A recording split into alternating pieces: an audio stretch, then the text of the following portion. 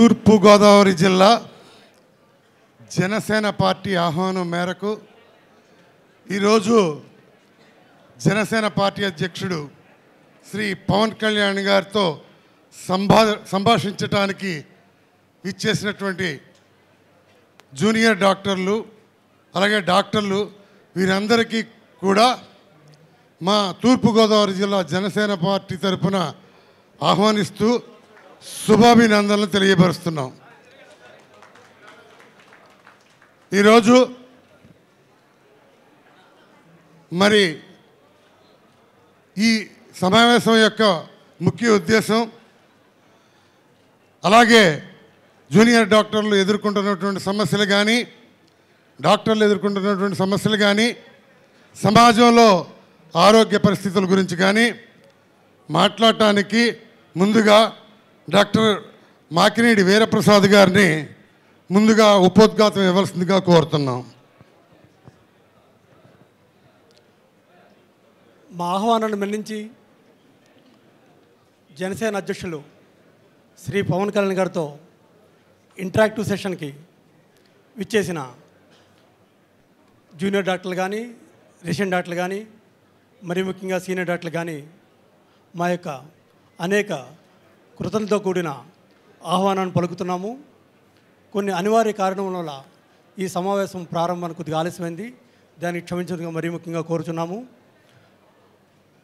మన నగరానికే వైద్య రంగంలో మునిమాణిక్యమైన ప్రొఫెసర్ ఐవి రావు గారికి మరియు మాజీ మంత్రివర్యులు శ్రీ ముత్తా గోపాలకృష్ణ గారికి, నాదెండ్ల మనోహర్ గారికి మరియు ఈరోజు ఈ డాక్టర్స్ ఇంటరాక్టివ్ సెషన్కి చీఫ్ గెస్ట్గా విచ్చేసిన మన జనసేన పార్టీ అధ్యక్షులు శ్రీ పవన్ కళ్యాణ్ గారికి డాక్టర్స్ అందరి తరఫున కృతజ్ఞతలు తెలుపుతూ ఈ సమావేశాన్ని ప్రారంభంగా శ్రీ మేడా గురుదత్ప్రసాద్ని కోరుచున్నాను. మొట్టమొదటిగా వైద్య రంగంలో అత్యంత కీర్తి ప్రతిష్టలు సాధించినటువంటి డాక్టర్ ఐవి రావు గారిని ex vice chancellor NTR university of health and science విజయవాడలో పనిచేశారు. వారిని వారి యొక్క అమూల్యమైన సందేశాన్ని ఇవ్వాల్సిందిగా కోరుతున్నాం.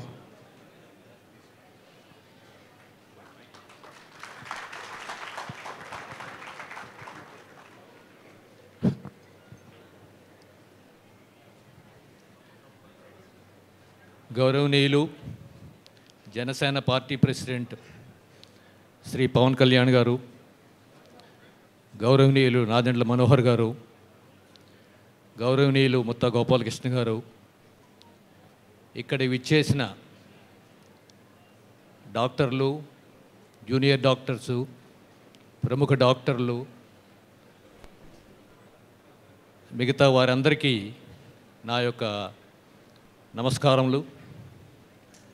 ఈరోజు ఈ ఆత్మీయ సభ డాక్టర్లందరితోటి గౌరవసేన అధ్యక్షులు పవన్ కళ్యాణ్ గారు ఈ సమావేశం అరేంజ్ చేసినందుకు డాక్టర్ల అందరి తరపున నేను కృతజ్ఞతలు చెప్పుకుంటున్నాను. పవన్ కళ్యాణ్ గారికి భగవంతుడు ఆయురారోగ్య ఐశ్వర్యాలు ప్రసాదించాలని భగవంతుని ప్రార్థిస్తున్నాను. ఈ సందర్భంగా నా యొక్క మెడికల్ ఎక్స్పీరియన్స్ తోటి 40 ఏళ్ళుగా నేను మెడికల్ కాలేజీలో అసిస్టెంట్ ప్రొఫెసర్గా, డైరెక్టర్ ఆఫ్ మెడికల్ ఎడ్యుకేషన్గా, వైస్ ఛాన్సలర్గా వర్క్ చేయడం వల్ల నాకు తెలిసినటువంటి కొన్ని లోటుపాట్లు పవన్ కళ్యాణ్ గారికి సూక్ష్మంగా కొన్ని విషయాలు చెప్పదలుచుకున్నాను. మొదటి నుంచి చూసుకుంటే at the lowest level we have the primary health centres. Now primary health centres మన ప్రతి విలేజ్కి కొన్ని విలేజెస్ కలిపి ఒక ప్రైమరీ హెల్త్ సెంటర్ ఉంటే మన గ్రామాల్లో ఉండేటువంటి ప్రజలకి ఆరోగ్యదాయిని ఈ ప్రైమరీ హెల్త్ సెంటర్. అందుచేత అది మనం ప్రైమరీ హెల్త్ సెంటర్స్ని ఎంత పటిష్టంగా మనం దాన్ని డిజైన్ చేస్తే అది పనిచేసే తీరు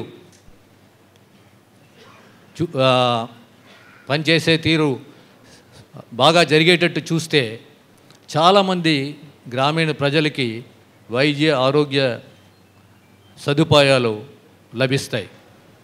అయితే మనకి ముఖ్యంగా ప్రైమరీ హెల్త్ సెంటర్లో ఉన్న ప్రాబ్లం ఏంటంటే అక్కడ డాక్టర్లు ప్రైమరీ హెల్త్ సెంటర్లో ఉండరు, వచ్చి వెళ్ళిపోతుంటారు, కొన్ని రోజులే వస్తూ ఉంటారు అని ఇలాంటివి మనం ఎన్నో కంప్లైంట్స్ వింటూ ఉంటాం.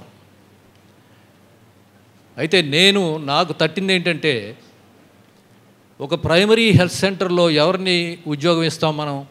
అప్పుడే పాస్ అయిన ఒక ఎంబీబీఎస్ గ్రాడ్యుయేట్కి ఉద్యోగం ఇస్తాం. అతను ఒక 25-26 సంవత్సరాలు కలిగి ఉంటాడు. అతను తన మెడికల్ కెరీర్ అప్పుడే ప్రారంభిస్తూ ఉంటాడు. అతను అప్పుడే పెళ్ళయి ఉంటుంది, పిల్లలు ఉంటారు. మనం అందరం ఏమనుకుంటామండి, మన డాక్టరు మన ఆశయం ఏమిటి? మన పిల్లలు పెద్ద పెద్ద స్కూల్లోనూ పెద్ద పెద్ద కాలేజీల్లోనూ చదువుకోవాలి, వారికి మంచి ఎడ్యుకేషన్ ఇవ్వాలి, వాళ్ళకి మంచి లైఫ్ ఇవ్వాలి అని మనం అనుకుంటాం. అలాంటిది ఈ ప్రైమరీ హెల్త్ సెంటర్లో ఉండే డాక్టరు ఒక మారుమూల ఒక గ్రామంలో ఒక ప్రైమరీ హెల్త్ సెంటర్లో ఎట్లా పని చేయగలడు? ఇది చాలా డెలికేట్ ఇష్యూ. అది మనం ఎప్పుడూ ఎవరు ఆలోచించలేదు. దానికి నేను ఒక ఉపాయం ఆలోచించాను. ఏంటంటే కొన్ని ప్రైమరీ హెల్త్ సెంటర్స్ కలిపి దానికి నియరెస్ట్ ఒక పెద్ద టౌన్ ఉంటే, ఒక పెద్దాపురం కానీ ఒక తుని కానీ ఆర్ ఇంకేమైనా అలాంటి ఒక పెద్ద టౌను ఉంటే అక్కడ ఆ చుట్టుపక్కల ఉండేటువంటి ప్రైమరీ హెల్త్ సెంటర్స్ అందరికీ ఒక పెద్ద ఈ డాక్టర్లందరికీ కలిపి ఒక కాంప్లెక్స్ కట్టి ఈ డాక్టర్లందరినీ ఫ్యామిలీస్ని అక్కడ పెట్టి వారి పిల్లలకి అక్కడ ఎడ్యుకేషన్ ఇచ్చి రోజు ఈ డాక్టర్ని పొద్దున్నే ఒక అంబులెన్స్లో కానీ ఒక కారులో కానీ ప్రైమరీ హెల్త్ సెంటర్కి తీసుకెళ్ళి పొద్దున్న 9 అక్కడికి వెళ్ళి మళ్ళీ సాయంత్రం 4 మళ్ళీ ఈ టౌన్కి తీసుకొస్తే ఇలాగ మనం ఆ పర్టిక్యులర్ డాక్టర్ సొసైటీ ఆర్ కాంప్లెక్స్లో ఉండేటువంటి డాక్టర్ల మధ్య వాళ్ళ ఫ్యామిలీస్ మధ్య వాళ్ళ చిల్డ్రన్కి ఒక గొప్ప మంచి ఎన్విరాన్మెంట్ కలగజేసిన వాళ్ళం అవుతాము, వాళ్ళ పిల్లలకి మంచి ఎడ్యుకేషన్ ఇవ్వగలిగిన వాళ్ళం అవుతాము. So this is a very important issue. I request sir to just give a little thought to the problem. Next వచ్చేసి ఈ ప్రైమరీ హెల్త్ సెంటర్స్ నుంచి నెక్స్ట్ లెవెల్కి వెళ్ళేటప్పటికి we have the district hospitals. Now మన 13 డిస్ట్రిక్ట్లో district hospitals they are doing very well. So మంచి వైద్య సదుపాయాలు వాళ్ళు ఇస్తున్నారు. సో ఈ వైద్య సదుపాయాలు ఇస్తున్నప్పుడు అక్కడ మంచి స్పెషలిస్టులు ఉన్నారు. సో ఈ డిస్ట్రిక్ట్ హాస్పిటల్స్ని ఇంకొంచెం మనం ఇంప్రూవ్ చేస్తే ఈ ప్రతి డిస్ట్రిక్ట్ హాస్పిటల్ని ఒక మెడికల్ కాలేజీ పెట్టి మెడికల్ కాలేజ్ అటాచ్డ్ హాస్పిటల్ కింద చేస్తే మనం 13 medical colleges government medical colleges produce చేయగలుగుతాం. 13 మెడికల్ కాలేజీ నుంచి 150 సీట్లు అంటే 1750 సీట్లు ప్రతి ఏడాది మనకి ఎక్స్ట్రాగా మన ఎంబీబీఎస్ స్టూడెంట్స్కి మనం కలగజేయగలుగుతాం. So next point is we should concentrate on the district hospitals and try to convert them into teaching hospitals and medical college hospitals. Now next levelకి వెళ్తాను, that is tertiary care hospitals. అంటే మన medical college ఉన్నాయి, మన medical కాలేజీలు ఉన్నాయి. For example Kakinada hospital చూసుకోండి. కాకినాడ హాస్పిటల్లో ప్రతిరోజు 3000 మంది ఓపీ పేషెంట్లు వస్తారు అండ్ 1000 పడకల హాస్పిటల్ ఇది. కానీ ఏ రోజైనా 1500 మంది పేషెంట్లు ఉంటారు. ఒక్కొక్క బెడ్ మీద 2 పేషెంట్లు ఉంటారు. అంచేత మన టీచింగ్ హాస్పిటల్స్ని ఇంప్రూవ్ చేసి, బెడ్ స్ట్రెంగ్త్ ఇంప్రూవ్ చేసి, మోర్ ఇన్ఫ్రాస్ట్రక్చర్ క్రియేట్ చేసి, తర్వాత మన మెడికల్ కాలేజ్ హాస్పిటల్స్ చూసుకుంటే మనకి సూపర్ స్పెషాలిటీ డిపార్ట్మెంట్స్ కూడా ఉన్నాయి. సూపర్ స్పెషాలిటీ ఎక్స్పర్ట్స్ ఉన్నారు. కానీ మనకి దానికి కావలసిన ఎక్విప్మెంట్, దానికి కావలసిన ఆ ఎక్విప్మెంట్ రిపేర్ వస్తే దాన్ని ఇమీడియట్గా రిపేర్ చేయడం. సో మెడికల్ కాలేజీ టీచింగ్ ఇన్స్టిట్యూషన్లో the main problem is we have the basic lack of infrastructure and the maintenance of the equipment in the general hospitals. So ఇది మనం అడ్రస్ చేయగలిగితే, అంటే మనం capacity of the inpatients improve చేయగలిగితే అది చాలా బాగుంటుందని more medical colleges can be established. ఇకపోతే ఒక పెద్ద ప్రాబ్లం ఏమొచ్చిందంటే, నాకు వైస్ ఛాన్సలర్ కింద తెలుసును, డైరెక్టర్ ఆఫ్ మెడికల్ ఎడ్యుకేషన్ కింద తెలుసును, మనకి సూపర్ స్పెషాలిటీ డిపార్ట్మెంట్స్ ఉన్నాయి. కానీ ఫర్ ఎగ్జాంపుల్ ఇక్కడ తీసుకోండి, సూపర్ స్పెషాలిటీ డిపార్ట్మెంట్ కార్డియాలజీ ఉంది. మనకి కార్డియాలజిస్ట్ ఎవరు లేరు ఇక్కడ. డిఎం కార్డియాలజీ ఉన్న కార్డియాలజిస్ట్ లేరు. ఎందుకు కార్డియాలజిస్టులు ఇక్కడికి రావటం లేదు? కాకినాడ రారు ఎవరు, వైజాగ్ వెళ్తారు, లేకపోతే హైదరాబాద్ వెళ్తారు, లేకపోతే విజయవాడ వెళ్తారు. Why they are not coming to Kakinada? So the problem is, మనము ఇక్కడ ఫర్ ఎగ్జాంపుల్ కార్డియాలజీ డిపార్ట్మెంట్లో we don't have a cath lab. అంటే మనకి యాంజియోగ్రామ్ చేయడానికి దానికి క్యాత్ ల్యాబ్ లేదు. సో క్యాత్ ల్యాబ్ లేనప్పుడు cardiologist feels that he has no equipment for him to do all these procedures. అంచేత మనము మన సూపర్ స్పెషాలిటీ డిపార్ట్మెంట్స్ ఉన్నప్పుడు ఆ super speciality departments they must be fully equipped and we must be having the full staff. ఆ staff కూడా ఎలాగుంటుంది, మన pay scales చూసుకుంటే మన అందరిలాగే సూపర్ స్పెషలిస్ట్ కూడా అదే పే స్కేల్ ఇస్తారు. ఈరోజు ఒక సూపర్ స్పెషలిస్ట్ ఒక కార్పొరేట్ హాస్పిటల్కి వెళ్తే అతనికి ఒక 5 lakhs ఇస్తారు. whereas in a government hospital he is paid less than 1 lakh. For example కొత్తగా ఒక డిఎం ఆర్ ఎంసీహెచ్ చేసిన సూపర్ స్పెషలిస్ట్ జాయిన్ అయితే ఒక 50-60 వేలు ఇస్తారు. That is not the way. See a super specialist must start with 2 lakhs salary. Then only the super specialist will come to the departments. Otherwise, how can we attract the super specialist to the super specialty departments? Now, this is my point. Their pay scale should be entirely different. They must be made attractive. They must be made to come and work, and we must be able to produce all the infrastructure, the equipment, the facilities that is needed for him to work in a very conducive atmosphere. Now, this is what we want.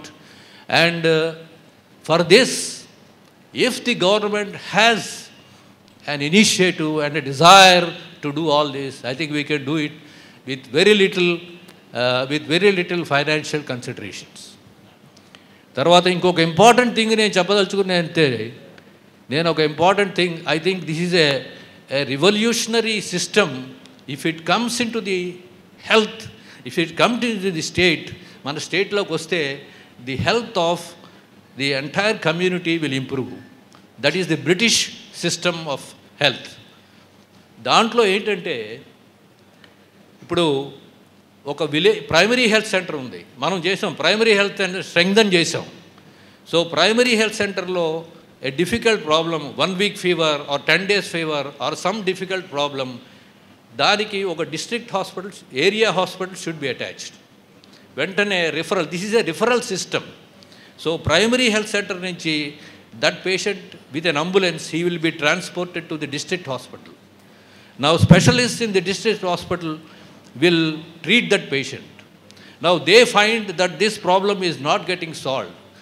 Next, from this district hospital, he should be referred to a teaching hospital or the tertiary care hospital. So this is the sort of referral system should be established in the health care of the state. Then only the situation will improve. Otherwise ఏమవుతుందంటే అండి, ఇప్పుడు for example మన teaching hospital Rangaraya medical కాలేజీలో, government general హాస్పిటల్లో 3000 మంది ఎందుకు వస్తారండి? దాంట్లో 1500 మందికి ఒకరోజు రొంప, ఒకరోజు దగ్గు, ఒకరోజు ఫీవరు, ఇదే వాళ్ళు వచ్చేది. దానివల్ల ఏమవుతుంది, more serious problem. That is ఓపీలో కూర్చున్న స్పెషలిస్టు ఒక హార్ట్ ఫెయిల్యూరు, ఒక చెస్ట్ పెయిను, ఒక న్యూమోనియా ఇలాంటివి మిస్ అయిపోతాడు. ఒక 10 మంది ఇలాగ వస్తుంటే 11వ వాడు సీరియస్ కేసు వచ్చేటప్పటికి he will miss and he has to see nearly 100 people within 2-3 hours.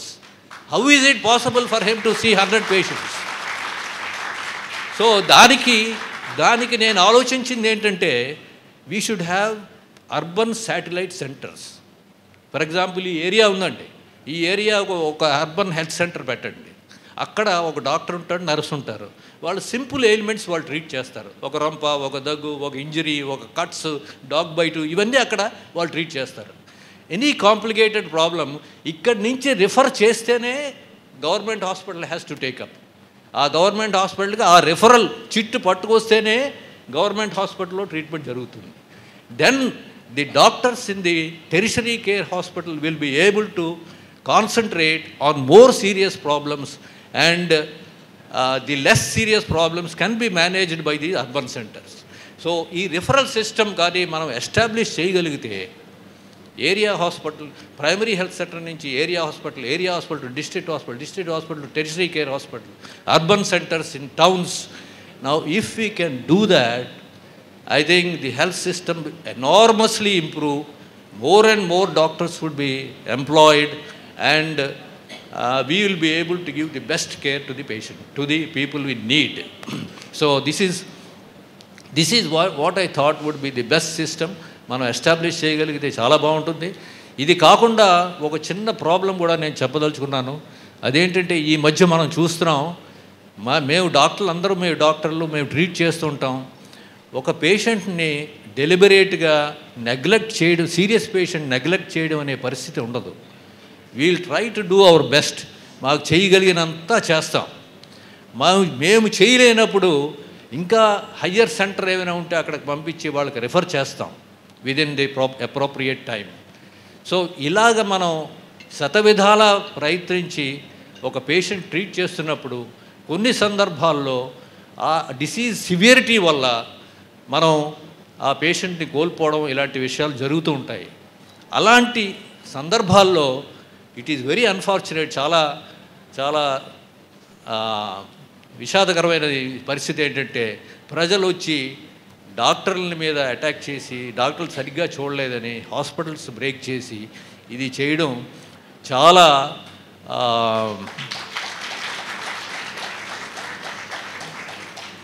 బాధాకరమైన విషయము. సో ఈ విషయాన్ని కూడా సార్ మీరు కొంచెం you please put your mind to this problem, how we can attend to these problems. ఇలా చెప్పుకుంటూ పోవాలంటే ఎన్నో విషయాలు మనం మాట్లాడుకోవచ్చు, కానీ సమయాతీతం వల్ల నేను కొద్ది విషయాలు చెప్పగలిగాను. ఈ అవకాశం ఇచ్చినందుకు పవన్ కళ్యాణ్ గారికి, వారి బృందానికి నా కృతజ్ఞతలు. Thank you very much. Thank you, Dr. I.V. Rao garu. He has made valuable suggestions to strengthen the hospitals existing in Andhra Pradesh in order to extend services to the downtrodden people. Thank you very much. Now I invite Mr. M.H. Rao garu to come on to dais and speak some words about the health issues. Dr. Chakkar Rao garu.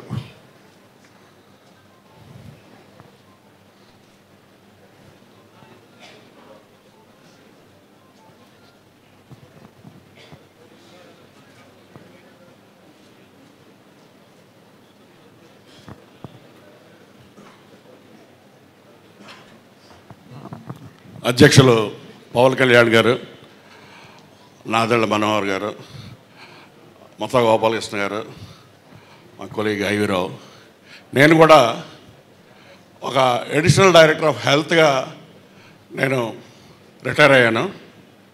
ఇందులో problems ఏమున్నాయంటే, డాక్టర్లకు ఉన్న problems చెప్పడానికి ఒక రోజు ఒక వారం కూడా సరిపోదు.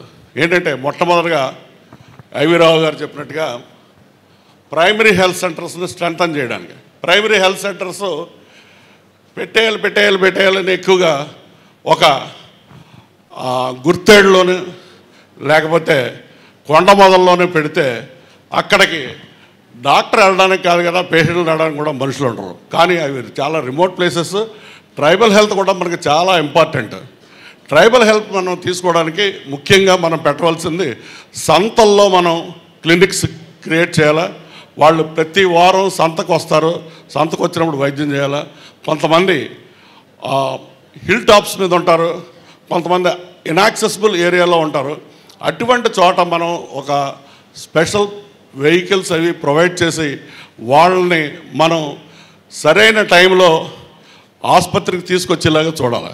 ఇప్పుడు చాలా ఇంప్రూవ్మెంట్స్ జరిగాయి.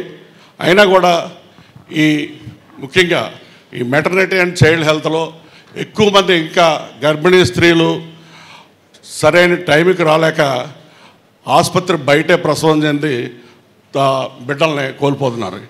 దీనికి మనం చేయాలా. ఇది ముఖ్యంగా ఈ ట్రైబల్ హెల్త్లో ముఖ్యంగా డాక్టర్లు లేకపోవడం ఈవేళ రంపచోడవరంలో ఒక పెద్ద హాస్పిటల్ 200 పడకల హాస్పిటల్ కట్టి అప్పుడే 25 సంవత్సరాలు అయింది.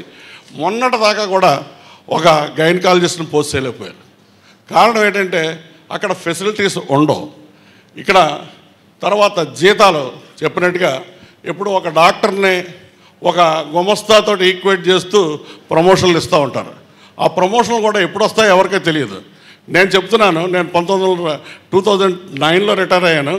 అప్పటి నుంచి కూడా ప్రమోషన్, అడిషనల్ డైరెక్టర్ ప్రమోషన్లు ఇప్పుడు వరకు కూడా జరగలేదు. ఇప్పుడు ఉన్న వాళ్ళందరూ కూడా డైరెక్టర్లు అనుకుంటున్నారు, కానీ కాగితం మీద ప్రమోషన్లు ఎవరికి లేకుండానే రిటైర్ అవుతూ ఉన్నారు ఈ 10 సంవత్సరాల నుంచి. ఇలా జరుగుతూనే ఉన్నాయి. ఇది మెడికల్ ఎడ్యుకేషన్లోనే అలాగే ఉంది, హెల్త్ సైడ్ అలాగే ఉంది, ఈవెన్ వైద్య విధాన పరిషత్తులో కూడా అలాగే ఉంది. తర్వాత వైద్య విధాన పరిషత్తు అనేది ప్రజలకి సరైన వైద్యం చేయించాలా స్పెషలిస్టులతో అనే భావంతో ప్రతి తాలూకా హెడ్ క్వార్టర్స్లోని స్టార్ట్ చేయడం జరిగింది. కానీ అక్కడ పడకలు పెంచడం కానీ స్పెషలిస్టులను అపాయింట్ చేయడం కానీ జరగలేదు. ఇది కాకుండా 2004లో ట్రామా కేర్ సెంటర్స్ ఓపెన్ చేయండి, ప్రతి 50 కిలోమీటర్లకి హైవే మీద ఒక ట్రామా కేర్ సెంటర్ ఉండాలని గవర్నమెంట్ ఆఫ్ ఇండియా ప్రపోజల్స్ వచ్చాయి. అవి మేమంతా మార్చేసి పెట్టాం. ఎక్కడెక్కడ ఉండాలా ఏంటి, తుని, అదే ప్రతిపాడు, తర్వాత రాజానగరం ఇలా పెట్టుకుంటూ వచ్చాం. కానీ ఇప్పుడు వరకు కూడా దాన్ని రూపుదాల్చలేదు. ఏంటంటే సరైన ప్లానింగ్ లేకపోవడమే కాకుండా ఈవేళ గవర్నమెంట్ జనరల్ హాస్పిటల్లో ఒక పడక మీద 2 పడుకుంటున్నారంటే మనం ఏం చేస్తున్నట్టు ఎన్నాళ్ళలోనే ఒకసారి నేను ఇదే ఫేస్బుక్లో రాస్తే ఎమ్మెల్యే గారు ఫోన్ చేసి నా మీద ఏంటి ఒక అధికారిగా ఉండి నువ్వు ఇలా మాట్లాడతావా అని ప్రశ్నించాడు. అది కాదు, మరి మనం ఏం చేస్తామండి, ఇన్నాళ్ళ నుంచి ఈ పడకలను మనం పెంచలేమా? జనాభా పెరుగుతుంది, ప్రతి సంవత్సరం జనాభా పెరుగుతుంది.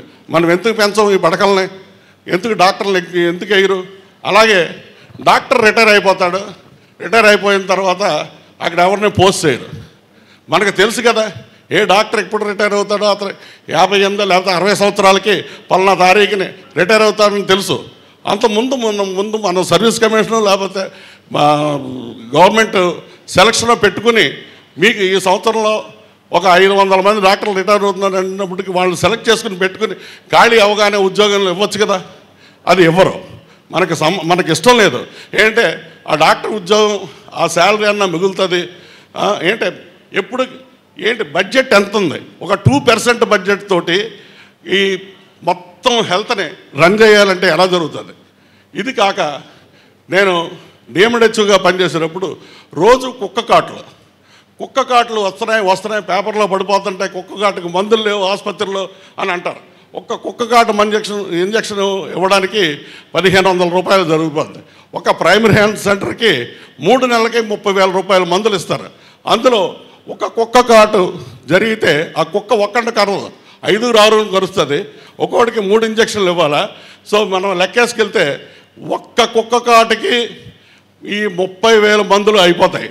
కనుక ఈ ప్రైమరీ హెల్త్ సెంటర్లో డాక్టర్ అది ఇండియన్ బెడ్ ఒకసారి ఒక కలెక్టర్ గారు జవహర్ రెడ్డి గారు పిలిచి అడిగారు, ఏంటి రోజు గొడవ వస్తుంది, నువ్వు పెట్టవు ఏంటి, ఏం చేయను సార్, ఆ కుక్క కాటు మందు కొంటే నేను మామూలు బి కాంప్లెక్స్ మాత్రం కూడా ఇవ్వలేను నేను, దాని గురించి ఇది అలాగా ఓకే. ఆయన కొంచెం ఇది కనుక నేను ఏదో కలెక్టర్ ఫండ్ నుంచి నేను కొంత డబ్బు ఇస్తాను, కొంచెం కొనిపెట్టు అలా. సో ఈ కుక్క కాట్లకి జవాబు లేదు.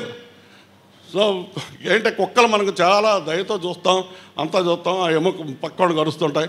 ఈ మధ్యన ఇక్కడ ఒక మనిషిని కూడా, ఒక కుర్రాన్ని కూడా చంపేశాయి. సో ఇవి ఈ ప్రైమరీ. తర్వాత నాణ్యం లేని మందులు కొనడం, దీనికి ఒక ఏపీహెచ్ఎంఐడిసి అని ఒక కార్పొరేషన్ ఉంది, అందులో చాలా గొప్ప వాళ్ళంతా ఉంటారు. ఏంటంటే నేను కమిషనర్ ఫ్యామిలీ వెల్ఫేర్లో అడిషనల్ డైరెక్టర్గా కూడా పనిచేశాను, మనీ రిలీజ్ అయ్యేది. వాళ్ళు చాలా రూల్స్ ఉంటాయి, ఆ కంపెనీని ఇన్స్పెక్ట్ చేయాలా, అది చేయాలా, క్వాలిటీ చూడాలా, అన్నీ ఉంటాయి. కానీ మనకి ఫైనల్గా వచ్చే మందులు దానికి అసలు ఎవ్వడ కూడా ఆ మాత్ర ఇప్పకుండానే గుండె ఉంటుంది లోపల. సో ఇటువంటివన్నీ ఉన్నాయి సార్. ముఖ్యంగా నేను చెప్పేది ఏంటంటే ఈ హెల్త్ బడ్జెట్ని 2%, 3% నుంచి 15%కి పెంచితే డెఫినెట్గా కొంతవరకు మనం తీసుకోవచ్చు. Thank you sir. Thank you, Sri Chakra, Dr. Sri Chakra. You have raised several questions and several problems being faced by hospitals and other people. Now I invite Junior Doctor Kamisetti Sri Varsha Garu.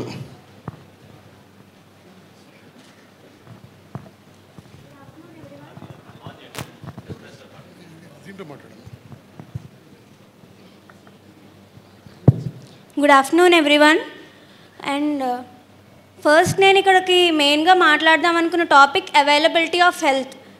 ఏంటంటే మన స్టేట్కి most of the income వచ్చేది rural areas నుంచి, agriculture నుంచి. కానీ మనకి disadvantage ఏంటంటే మనం మోస్ట్గా హెల్త్ సప్లై చేయాల్సింది, కేర్ చేయాల్సింది వాళ్ళకి. ఎందుకంటే 2/3 of the health problems are from the villages and rural areas. కానీ ఏంటంటే వాళ్ళకి ఆ హెల్త్ అవైలబుల్ ఫెసిలిటీ ఉండట్లేదు. సో మెయిన్గా ఏం చేయొచ్చు అంటే ప్రైమరీ హెల్త్ సెంటర్స్ని ఇంప్రూవ్ చేయొచ్చు. అండ్ ఏంటంటే సార్ చెప్పినట్టు ఈవెన్ కాఫ్కి, హెడేక్కి, ఫీవర్కి మెయిన్ అందరూ గవర్నమెంట్ హాస్పిటల్కి వస్తున్నారు. మోస్ట్ ఆఫ్ ద 100 పేషెంట్స్ ఉంటే దాంట్లో 90 పేషెంట్స్కి ఫీవర్ అదే కాజ్ ఉంటుంది. సో మెయిన్ కేసెస్, క్రిటికల్ కేసెస్కి ట్రీట్మెంట్ ఉండట్లేదు. దానివల్ల మా మెడికల్ స్టూడెంట్స్కి ఏంటి డిసడ్వాంటేజ్ అంటే మాకు పేషెంట్స్ నుంచే మేము నేర్చుకునేది మెడికల్ కాలేజ్లో. పేషెంట్స్కే ఆ మెయిన్ కండిషన్సే మాకు తెలియకపోతే మెయిన్ డాక్టర్స్ అయ్యి మేము ట్రీట్ చేయాలి కదా ఆ కండిషన్స్. సో మాకు అది డిసడ్వాంటేజ్ అవుతుంది. ఇంకోటి ఏంటంటే రీసెంట్గా డెంగ్యూ చాలా most chronic. Dengue is preventable and సరిగ్గా టైంలో చూసుకొని ప్రివెన్షన్స్ తీసుకుంటే దానికి డెత్ అయ్యే ఛాన్సెస్ చాలా తక్కువ. కానీ మనం డెత్ అయ్యే కేసెస్ కూడా చూస్తున్నాం. సో ఏంటంటే పీపుల్ అవేర్నెస్ ఎక్కువ పెరగాలి. సో మెడికల్ క్యాంప్స్ అవన్నీ కొంచెం ఎక్కువ చేస్తే హెల్త్ ఇంకా బాగా అందరికీ రీచ్ అవుతుంది. అండ్ ఇంకొకటి ఏంటంటే గవర్నమెంట్ హాస్పిటల్ గురించి, government hospitals are for the poor and private hospitals are for the rich అలా అయిపోయింది. ఎందుకంటే గవర్నమెంట్ హాస్పిటల్స్లో స్పెషలిస్ట్ ఉన్నారు, చాలా మంచి డాక్టర్స్ ఉన్నారు, ఒక్కొక్క డిపార్ట్మెంట్కి 20-30 డాక్టర్స్ ఉన్నారు. కానీ పీపుల్లో గవర్నమెంట్ హాస్పిటల్లో ఇవన్నీ చేస్తారు, ఫ్రీగా ట్రీట్మెంట్ ఇస్తారు అని వాళ్ళకి ఇన్ఫర్మేషన్ తెలియట్లేదు. దాని గురించి కూడా హెల్త్ ఇన్ఫర్మేషన్ స్ప్రెడ్ చేయడానికి ఏదైనా ప్రోగ్రామ్స్ పెట్టాలి. And trauma care centres tribal ఏరియాస్లో, చాలా అన్రీచబుల్ ఏరియాస్లో ట్రీట్ అయ్యే కాసెస్ అయినా సరే వాళ్ళు ఆ ఏరియా నుంచి మెయిన్ హాస్పిటల్స్ రావడానికి చాలా టైం పడుతుంది. సో డెత్ రేట్స్ అవి ఎక్కువ అవడం, ప్రివెంటబుల్ అయ్యే కేసెస్ కూడా మనం ప్రివెంట్ చేయలేకపోతున్నాం. దానివల్ల డాక్టర్స్ నెగ్లిజెన్స్ ఇవన్నీ చాలా కామన్ అయిపోయాయి ఈ మధ్యన.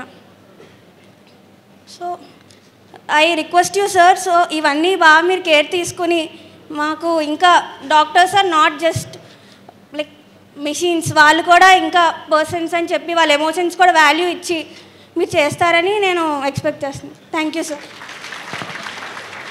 Thank you, Ms. Sri Varsha. Now I invite Junior Dr. K.V. Naga Satish Kumar Garu.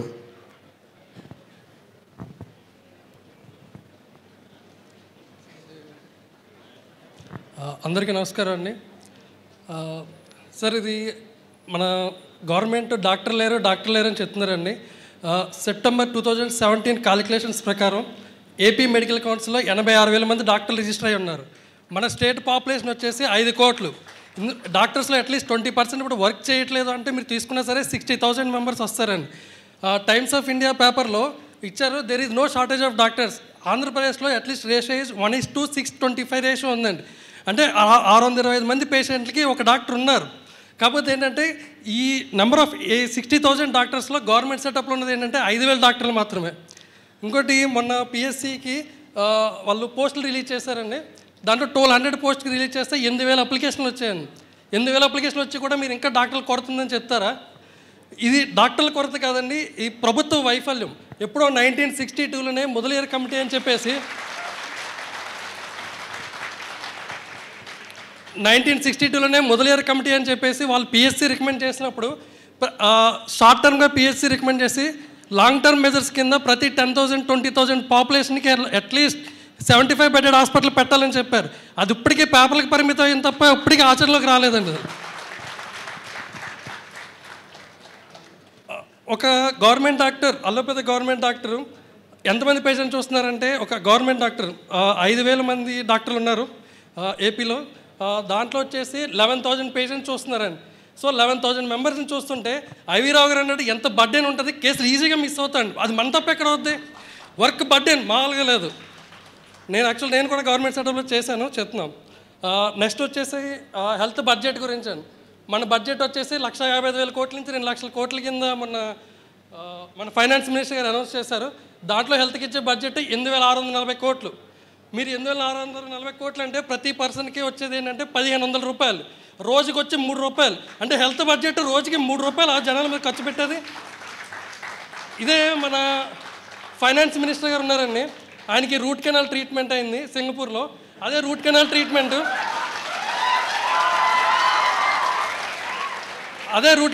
ఇక్కడ 10,000 నుంచి 20,000 చేస్తుంటే ఆయన అక్కడ 2,80,000 బిల్లు చేయించుకుని, డాక్టర్ చెప్తారు 3 లక్షలు బిల్లు చేయించుకుని జీవో 1844 రిలీజ్ చేయించుకుని కంచే చేయడం వేస్తుంది అన్నట్టుగా డబ్బులు మొత్తం తీసేసుకున్నారన్నారు. అంటే ఓట్లేసే జనాలకి లేదు. అంటే మరి ఇది మాట్లాడలేదు నాకు తెలీదు. ఆయన అయితే ఎన్నికల్లో గెలవలేదు, అయ్యారు ఫైనాన్స్ మినిస్టరు, నెలకు 1,00,000 రూపాయలు శాలరీ తీసుకున్నారు. ఆయన ఇంకా మనం కట్టే డబ్బులతో ఏంటంటే ఆయన చేయించుకుని నాకు అర్థం కాదు.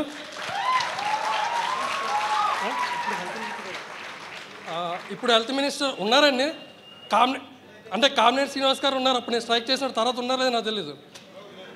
ఉన్నారా సార్? అది పరిస్థితి. ఇది హెల్త్కి ఇచ్చే ఇంపార్టెన్స్. ఇది మన స్టేట్ అనే కాదు, యాక్చువల్గా మన కంట్రీ కూడా జీడిపి అనే దాంట్లో 1.3% మన హెల్త్ బడ్జెట్ మొత్తం జీడిపి అనేది 1.3% జీడిపి ఇస్తున్నారు. పక్కనున్న మలేషియా, లో ఎకనామిక్ కంట్రీస్ లైక్ మలేషియా 7.2% ఇస్తుంది జీడిపి హెల్త్ కోసం. నెక్స్ట్ భూటాన్ 2.5%, 1.3% ఇచ్చేసి 100 కోట్ల జనాలకి ఎలా సరిపోయిందండి హెల్త్ ఫెసిలిటీస్? నాకు అర్థం కాదు. నెక్స్ట్ వచ్చేసి మెడికల్ ఎడ్యుకేషన్ అండి. అంటే రాజశేఖర రెడ్డి గారు చాలా మహానుభావుడు. ఎడ్యుకేషన్ వచ్చేసరికి రియంబర్స్మెంట్ అని చెప్పేసి చాలా దిగువ మధ్య తరగతి వాళ్ళకి చదువుకునే అవకాశం కల్పించారు. చంద్రబాబు నాయుడు గారు వచ్చిన తర్వాత మెడికల్ కాలేజ్లో చదువుకోవాలంటే 15 లక్షలు సంవత్సరానికి ఫీజు కట్టాలి. ఇంత డబ్బులు ఇన్వెస్ట్ చేసినట్టు రేపు పొద్దున వచ్చి మీరు సర్వీస్ చేస్తారని ఎలా యాక్సెప్ట్ చేస్తున్నారండి? అసలు ఎలా ఎక్స్పెక్ట్ చేస్తున్నారు సర్వీస్ చేస్తారని? ఒక డాక్టర్ చదవాలంటే 50 లక్షల నుంచి 60 లక్షలు ఖర్చు అవుతుంది. మీరు ఎవరైనా నాకు 1000 రూపాయలు ఫ్రీగా ఇస్తారా? ఇంత ఇన్వెస్ట్మెంట్ పెట్టినట్టు రేపు పొద్దున వచ్చి మీరు సర్వీస్ చేస్తారని ఎలా అనుకుంటున్నారు? సర్వీస్ చేయరు. సరే, ఈ బేసిక్గా ఈ హెల్త్ ప్రాబ్లమ్స్, సరే దీనికి సొల్యూషన్ ఎలాగా అని చెప్పేసి అంటే లైక్ నా వంతు నేను ఆలోచించింది ఏంటంటే, గవర్నమెంట్ అన్నిటికీ సబ్సిడీలు ఇస్తుంది. లైక్ డాక్టర్స్ హాస్పిటల్ పెట్టుకొని సబ్సిడీ ఇవ్వడానికి ఇబ్బంది ఏంటండి అంటే, పబ్లిక్ ప్రైవేట్ పార్ట్నర్షిప్ తోటి ఇప్పుడు సిటీస్లో కాదు, ఎక్కడంటే ఈ రూరల్ సెంటర్స్లో పిఎస్సీలు ఉన్నాయి. నేను మర్చిపోయాను ఇంకోటి చెప్పడం. పిఎస్సీలు మనకి ఆంధ్రప్రదేశ్లో పిఎస్సీలు 1,400 పిఎస్సీలు ఉన్నాయి. దాంట్లో అందరూ డాక్టర్లు ఉన్నారు. 350 హాస్పిటల్లో ల్యాబ్ టెక్నీషియన్ లేరు, 360 హాస్పిటల్లో ఫార్మసీలు లేరు. ఇంకా చేయి పట్టుకుని వైద్యం చూసే రోజులు పోయాయండి. ల్యాబ్ ఫెసిలిటీస్ లేకుండా, ఫార్మసీస్ లేకుండా డాక్టర్ ఏం చేస్తారండి? అక్కడ బేసిక్ ఇన్ఫ్రాస్ట్రక్చర్ లేదు. సో లైక్ ఇప్పుడు అంటే లైక్ ఎన్ని ప్రాబ్లమ్స్. ఇందాక సార్ అన్నారు చెప్పుకుంటే వారం పట్టుద్దని చెప్పేసి. దాంట్లో ఏంటంటే సొల్యూషన్స్కి వచ్చేసరికి అంటే లైక్ నా పర్సనల్గా అనిపించింది ఏంటంటే డాక్టర్స్కి ఎవరైతే అర్హులైన ఉన్నారో వాళ్ళకి సబ్సిడీస్ కింద ఇచ్చి పబ్లిక్ ప్రైవేట్ పార్ట్నర్షిప్ కింద సార్ అన్నట్టు ఇందాక లైక్ కొన్ని ఏరియాస్లో లైక్ చుట్టుపక్కల ఉన్న పల్లెటూరులో ఒక బేసిక్ హెల్త్ సెంటర్ అనేది ఏర్పాటు చేసి గవర్నమెంటే రేట్లు ఫిక్స్ చేస్తుంది. గవర్నమెంట్ విల్ కంట్రోల్ ఎందుకంటే వాళ్ళు సబ్సిడీ ఇస్తారు. సో దట్ ఏంటంటే అందరికీ అవకాశం కల్పిస్తే ఎంతసేపు హాస్పిటల్ అన్నీ తీసుకొచ్చి డిస్ట్రిక్ట్ హెడ్ క్వార్టర్స్లో పెట్టి కన్నా రూరల్ హెల్త్ సెంటర్స్లో బెటర్ ఫెసిలిటీస్ తోటి. ఇప్పుడు పేషెంట్ పెరాలసిస్ పేషెంట్ వస్తాడండి, డిస్ట్రిక్ట్లో ఎక్కడ పెరాలసిస్ వచ్చినా సరే కాకినాడ రావాలి CT scan చేయించుకోవాలంటే.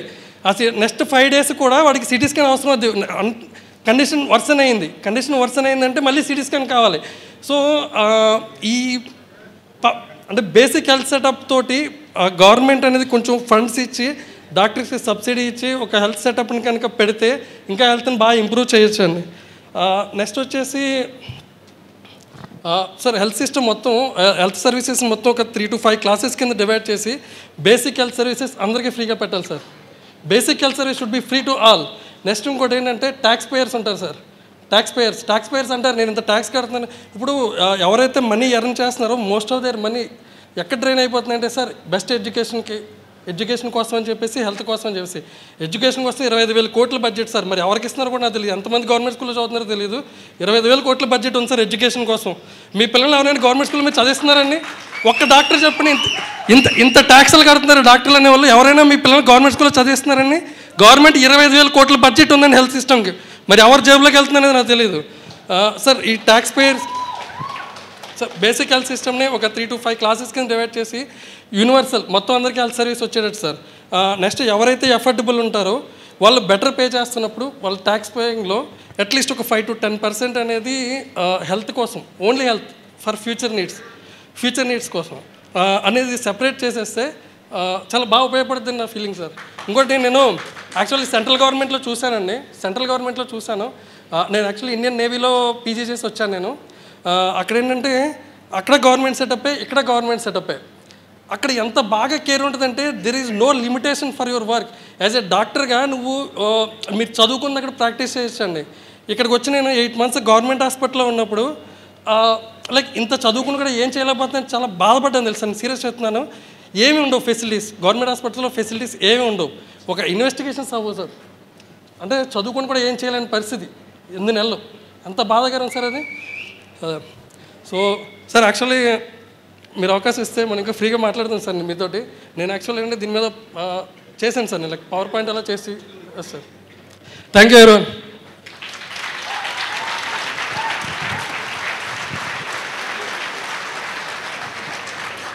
Now I invite Dr. M.V. Anand, Secretary, Indian Medical Association.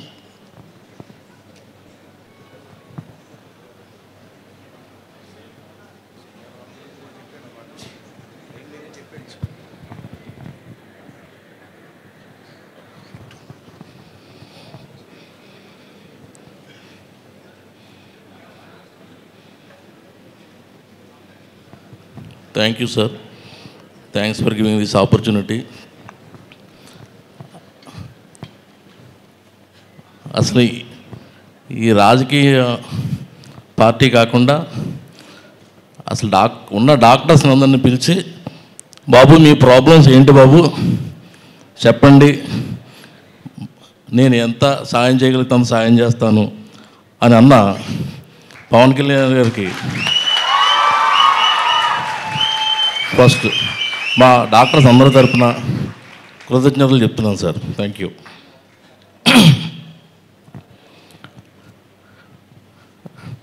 Doctors hospital run చేయడంలో కానీ పరిస్థితి ఎంత కష్టంగా ఉందంటే సార్, ఒక హాస్పిటల్ పెట్టాలంటే ఎస్టాబ్లిష్మెంట్ చాలా విపరీతంగా ఉంది. ఒక 50 bedded హాస్పిటల్ పెట్టాలంటే ఎస్టాబ్లిష్మెంట్ చాలా పెట్టాలి. ఇంత ఎస్టాబ్లిష్మెంట్ పెట్టి ఈ క్రిటికల్గా ఉన్న పేషెంట్ని మేము ఎంత ఎఫర్ట్స్ పెట్టినా సమ్టైమ్స్ ఇందాక సార్ చెప్పారు, సమ్టైమ్స్ ఎంత ఎఫర్ట్స్ పెట్టినా కూడా ఒక పేషెంట్ మేము రికవర్ చేయలేకపోవచ్చు in spite of all our efforts. Even private hospital అవ్వచ్చు, గవర్నమెంట్ హాస్పిటల్ అవ్వచ్చు, ఎక్కడైనా సరే ఏదైనా ఇన్సిడెంట్ జరిగిన వెంటనే డాక్టర్స్ ఏదో చాలా పేషెంట్స్కి అన్యాయం చేసినట్టు, అంటే ఏమో ఎక్కడన్నా 10% అట్లా ఉంటారేమో నాకు తెలియదు. బట్ ఆల్మోస్ట్ ఆల్ ఇక్కడున్న డాక్టర్స్, యంగ్ జనరేషను, ఇక్కడున్న పెద్ద పెద్ద డాక్టర్స్ అందరు కూడా, ఈవెన్ ఆర్ఎంపీ కూడా అతనుకున్న నాలెడ్జ్లో 100% అతను కంప్లీట్ ఎఫర్ట్స్ అయితే పెడతాడు sir. Sometimes we may loose patient. అలాంటి కండిషన్స్లో పేషెంట్ అటెండెన్స్ అగ్రెసివ్గా అయిపోయి పేషెంట్ డాక్టర్స్ని అటాక్ ఇచ్చేయడం, దానికి చాలా ఫ్రిక్షను. అలాంటప్పుడు ఈ పొలిటికల్ పీపుల్ అవనివ్వండి, ప్రెస్ అవనివ్వండి, వీళ్ళందరూ అక్కడ సిచ్యుయేషన్ ఎక్కడైతే క్రిటికల్ సిచ్యుయేషన్ ఉన్నప్పుడు చాలా ప్రెజర్ సార్ మాకు. ఇన్ఫ్యాక్ట్ ఎంతమంది డాక్టర్లు క్రిటికల్ కేర్ కానీ ఎక్కడైనా వైద్యం చేస్తున్న వాళ్ళు ఎంతమంది టైంకి ఫుడ్ తింటున్నారు, ఎంత క్రిటికల్ సిచ్యువేషన్ ఫేస్ చేస్తున్నారు, ఆ యాంగిల్లో కూడా పబ్లిక్ ఇంకొకసారి ఆలోచించి, పబ్లికే కదా సార్, ప్రెస్ పొలిటీషియన్స్ కూడా, whenever their situation comes to a critical, ఇది సడన్ మిస్హ్యాప్ జరిగినప్పుడు డాక్టర్స్ వైపు మాట్లాడడం కానీ, డాక్టర్స్ వైపు ఆలోచించడం కానీ జరగట్లేదు sir most of the times. అంటే mostly doctors percentage of doctors తక్కువ, పబ్లిక్ ఎక్కువ ఉంటారు. సింపతి డిఫరెంట్గా ఎవరైతే క్యాజువాలిటీ ఉందో అటువైపే ఉండాలి. ఈవెన్ మా డాక్టర్స్ కూడా అదే ఉంటుంది. నేను కాకినాడలో కానీ చుట్టుపక్కల గ్రామాల్లో జరిగే ఇలాంటి అసాల్ట్స్ జరిగినప్పుడు చాలాసార్లు సిచ్యువేషన్కి వెళ్తాం. మేము రెండు వైపులు ఆలోచిస్తాం. అంటే ఎంతవరకు డాక్టర్స్ది పాజిటివ్గా చేశారు, ఎంతవరకు నెగిటివ్గా ఉంది. ఈవెన్ డాక్టర్ తప్పు అయితే డాక్టర్ని ఇట్లా కాదు బాబు, ఇందులో నీ తేడా ఉందని చెప్పి పేషెంట్ అటెండెంట్స్కి ఫర్రగా చెప్పిన రోజులు కూడా ఉన్నాయి సార్. ఇదొక పాయింట్ సార్. సెకండ్ పాయింట్ ఏంటంటే, ఇప్పుడు present season dengue fever sir. ఈ డెంగ్యూ ఫీవర్కి చాలా పూర్ పేషెంట్స్ నుంచి చాలా రిచ్ పీపుల్ వరకు డెంగ్యూ ఫీవర్తో ఎఫెక్ట్ అవుతున్నారు. రీసెంట్గా మా హాస్పిటల్లో ఒక రిచ్ పర్సన్, ఆయన ఎన్ని కోట్లైనా పర్లేదు నాకు పేషెంట్ రికవర్ చేసి అవ్వాలి అని చెప్పారు వాళ్ళ సన్. బట్ అన్ఫార్చునేట్లీ కాకినాడలో ఉన్న పెద్ద పెద్ద డాక్టర్లు అందరూ చూసినా కూడా వీ లాస్ట్ దట్ పేషెంట్. ఆయన చాలా ఎంతైనా ఖర్చు పెడతా అన్నారు డెంగ్యూ ఫీవర్తో. Yes sir. అలాగే చాలా పూర్ పేషెంట్ రైట్ నో మా హాస్పిటల్ అడ్మిట్ అయి ఉంది. నేను రాగానే చెప్పానమ్మా, ఆల్రెడీ కండిషన్ క్రిటికల్గా ఉంది, మేమేం చేయలేకపోవచ్చు, ఈ పేషెంట్ రికవర్ చేయడానికి మేమేం చేయలేకపోవచ్చు, but we put all our efforts అని చెప్పాను. కాకినాడలో ఉన్న డాక్టర్స్ కిడ్నీకి అయితే కిడ్నీ, గ్యాస్ట్రెంట్రాలజిస్టు, యూరాలజిస్టు, న్యూరోఫిజిషియన్ అందరూ చూస్తున్నారు. Still we may lose that patient. ఇప్పుడు దానికి ఇప్పుడు పూర్ పేషెంట్ చాలా ఉన్నది అని నేను నమ్ముకొని మరీ డబ్బులు పెడుతుంది సార్. మాకు బాధగా ఉంది, అయ్యో మేము ఇంత ఖర్చు పెట్టేస్తున్నాం, ఈ పేషెంట్ రికవర్ అవ్వకపోవచ్చు అనే ఫీల్లో నేను ఉన్నా. బట్ స్టిల్ మేము మా ఎస్టాబ్లిష్మెంట్ అనేది ఆలోచించి ఎంత సాయం చేసినా కూడా అది వాళ్ళకి ఎక్కువే, వాళ్ళు ఖర్చు పెట్టేది ఎక్కువే అవుతుంది. ఈ అమ్మాయి రికవర్ అయితే పర్లేదు, సపోజ్ రికవర్ అవ్వకపోతే అదంతా డాక్టర్స్ తప్పు కాదు. We put all our effort, still we may lose that patient. దీనికి గవర్నమెంట్ ఏం చేస్తుంది సార్? మీరు చూడండి సార్, ఈ ఫీవర్ రావడం కారణం మస్కిటో ప్రివెన్షన్ ఎక్కడుంది సార్? కాకినాడ కాదు, స్టేట్ మొత్తం suffering with dengue fever. Mosquito control చేసే ఇది ఎక్కడా లేదు. Water stagnation everywhere. మనం తినే ఫుడ్ సరైన ఫుడ్ మనం తింటున్నామా? దేనివల్ల ఈ ప్రాబ్లమ్స్ వస్తున్నాయి అంటే మోస్ట్ ఆఫ్ ఇది ప్రివెంట్ చేయగలిగితే, దాని మీద మీరు కాన్సన్ట్రేట్ చేస్తే ఈ రియల్గా పూర్ కానీ ఎవరైనా ఎఫెక్ట్ అవ్వరు. అది ముందు ప్రివెంటివ్ మెథడ్స్ కరెక్ట్గా మనం తీసుకోగలిగితే most of the cost avoid చేస్తారు. నాకు జస్ట్ 2 minutes టైం ఇచ్చారు. Thanks for this giving opportunity.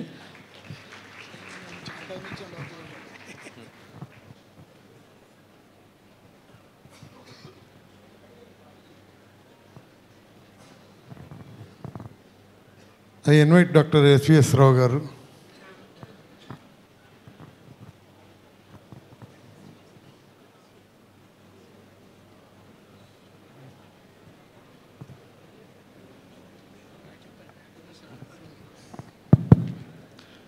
నా 38 ఏళ్ల ఈ వైద్య వృత్తిలో మొట్టమొదటిసారిగా ఒక పార్టీ అధ్యక్షుడు డాక్టర్ ప్రాబ్లమ్స్ వినడానికి వచ్చినందుకు నా హృదయపూర్వక నమస్కారాలు తెలియజేస్తున్నాను. వేదిక మీద ఉన్న పెద్దలకి, నా ముందున్న డాక్టర్ సోదరులకు, విద్యార్థులకు నా హృదయపూర్వక నమస్కారాలు. మా పెద్ద గురువుగారు చక్రవారు అందరూ చాలా చెప్పారు. ఇంకొక ఆస్పెక్ట్ ఏంటంటే అసమానత స్టేట్లోనే. సెంట్రల్ గవర్నమెంట్ 16 ఇన్స్టిట్యూట్స్ దగ్గర శాంక్షన్ చేశారండి. All India institute of medical sciences వచ్చింది, Amrita institute of medical sciences, Indo American hospitals, అలాంటివి 16 ఇన్స్టిట్యూట్స్ అమరావతిలోనే ఎందుకు పెట్టాలి? మనకి 13 డిస్ట్రిక్ట్స్ ఉన్నాయి, ఒక్కో డిస్ట్రిక్ట్కి ఒక హాస్పిటల్ ఇవ్వచ్చు కదా. ప్రతిదీ కూడా అమరావతే. మనం హైదరాబాద్లో ఏం తప్పు చేసాం? 150 సెంట్రల్ ఇన్స్టిట్యూట్స్ పోయాయి, ఒక్కటి కూడా మనకు లేదు. అదే తప్పు మళ్ళీ మనం చేస్తున్నాం అండి. అలాగే మన పాత హెల్త్ మినిస్టర్ గారు, ఆయన స్టేట్కి కాదండి, కృష్ణా గుంటూరుకే హెల్త్ మినిస్టర్. గుంటూరులో ఆయన గుండె మార్పిడి చేయించారు. 1958లో ఇక్కడ హాస్పిటల్, కాకినాడ హాస్పిటల్లో కనీసం క్యాత్ ల్యాబ్, ఒక పూర్ పేషెంట్కి యాంజియో చేసి బతికిచ్చే ఫెసిలిటీ ఇక్కడ ఇవ్వలేదు. గుంటూరులో మాత్రం గుండె మార్పిడి అవసరం వచ్చిందా? ఇలాంటి అసమానతలు దూరం చేయవలసిన పరిస్థితి చాలా ఉంది. అలాగే ఈ ఆయుష్మాన్ భవ అని ఆరోగ్యశ్రీని స్కీమ్స్ పెడుతున్నారు. గవర్నమెంట్ హాస్పిటల్లో ఆరోగ్యశ్రీ ఇవ్వాల్సిన పరిస్థితి ఏంటి? మనం శాలరీస్ ఇస్తున్నాం, పొద్దుటి 9 నుంచి సాయంత్రం వరకు వాళ్ళు ఫ్రీగా చేయాలి, వాళ్ళకి గవర్నమెంట్ డబ్బులు ఇవ్వడం ఏంటి?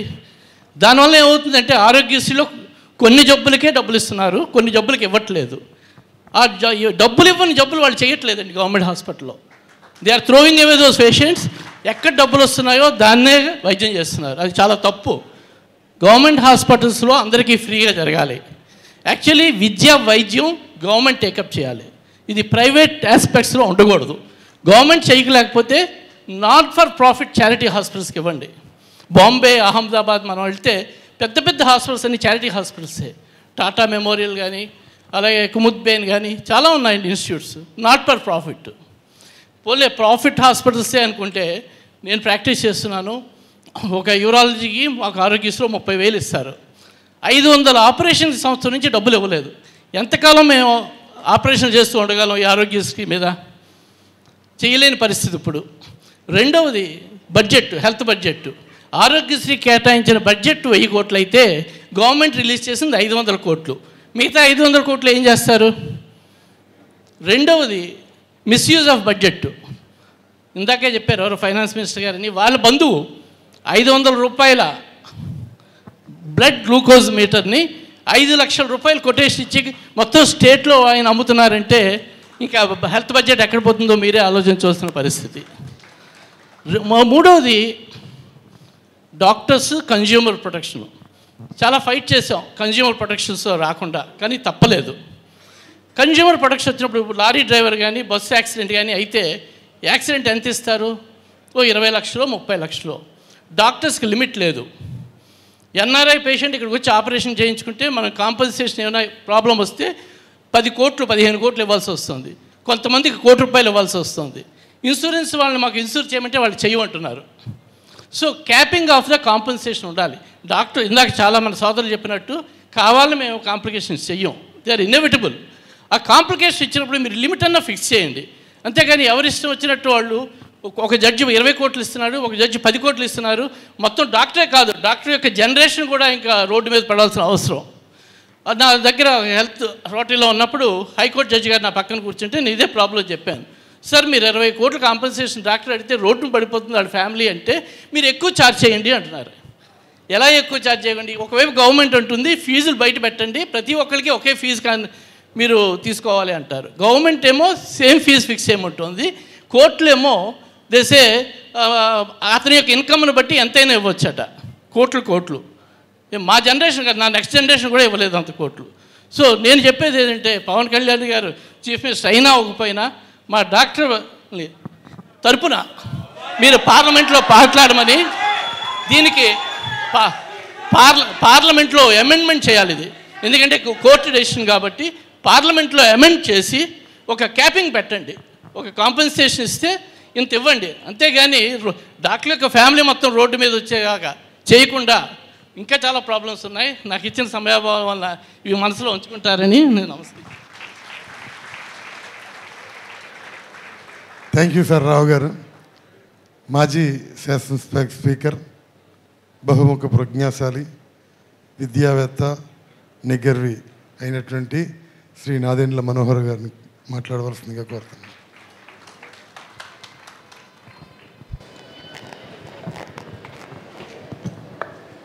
అధ్యక్షులు పవన్ కళ్యాణ్ గారికి, పెద్దలు డాక్టర్ ఐవి రావు గారికి, గోపాలకృష్ణ గారికి, ఇక్కడ విచ్చేసిన డాక్టర్లకు, జూనియర్ డాక్టర్లకు,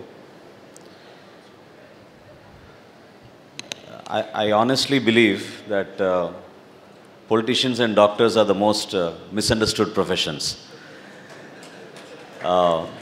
The only difference is people need less of us and they need more of you.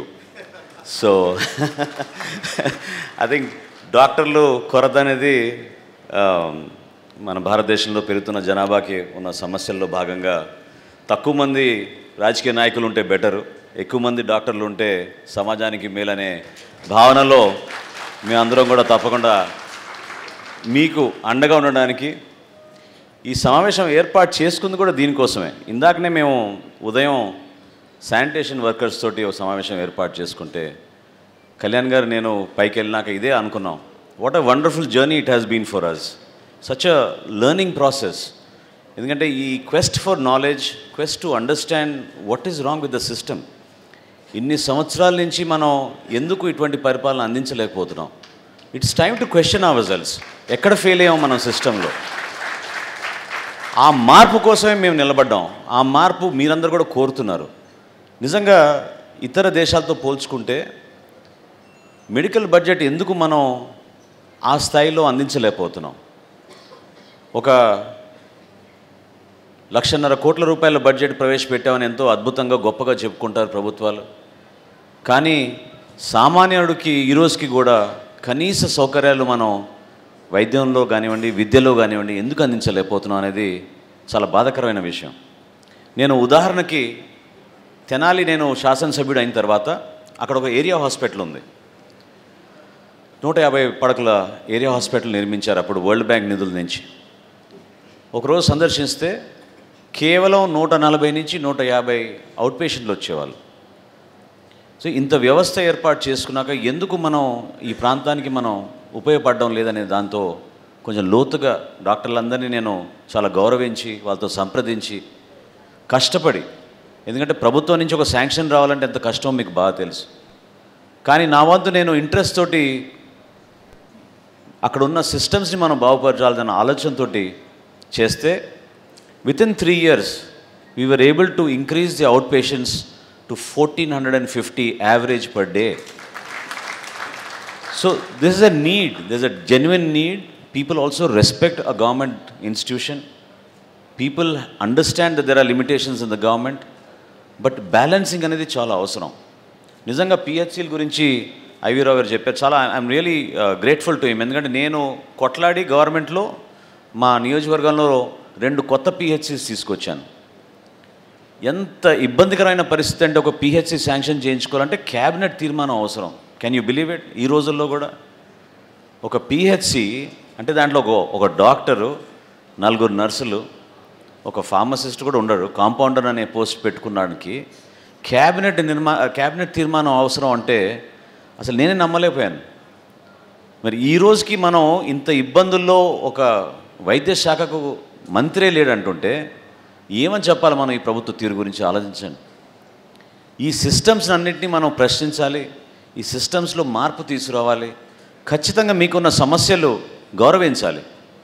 ఎందుకంటే why are junior doctors not going to tribal areas, why are they not going to rural areas అని ఏదో ఒక press statement ఇచ్చి డాక్టర్లు ఉన్న వ్యవస్థని మనం కించపరిచే విధంగా మాట్లాడడం ఖచ్చితంగా తప్పు, 100% తప్పది.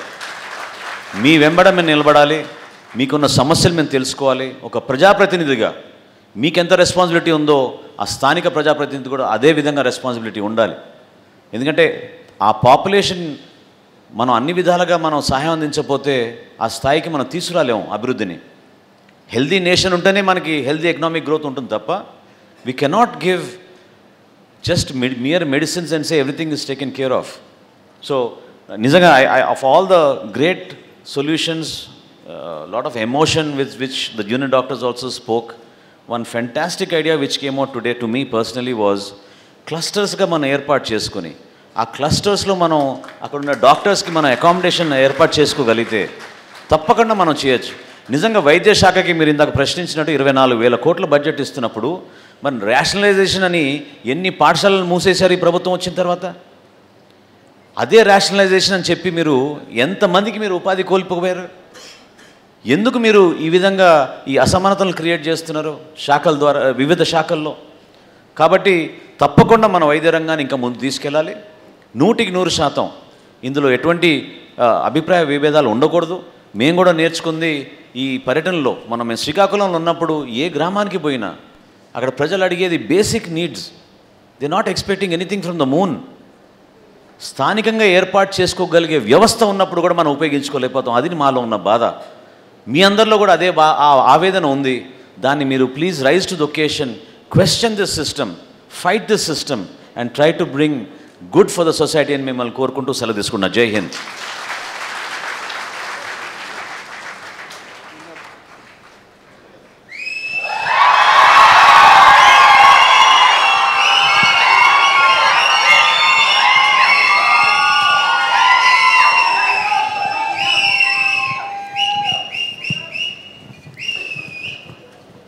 వేదిక పైన ఉన్న పెద్దలు శ్రీ ఐవి రావు గారికి, జనసేన పిఎస్సి మెంబర్ గోపాలకృష్ణ గారికి, సోదరులు నాదెండ్ల మనోహర్ గారికి, జనసేన పార్టీ నాయకులందరికీ, ఇక్కడ వచ్చిన జూనియర్ డాక్టర్స్కి, వచ్చిన పెద్దలందరికీ జనసేన పార్టీ తరపున, నా తరపున మీ అందరికీ నా హృదయపూర్వక నమస్కారాలు.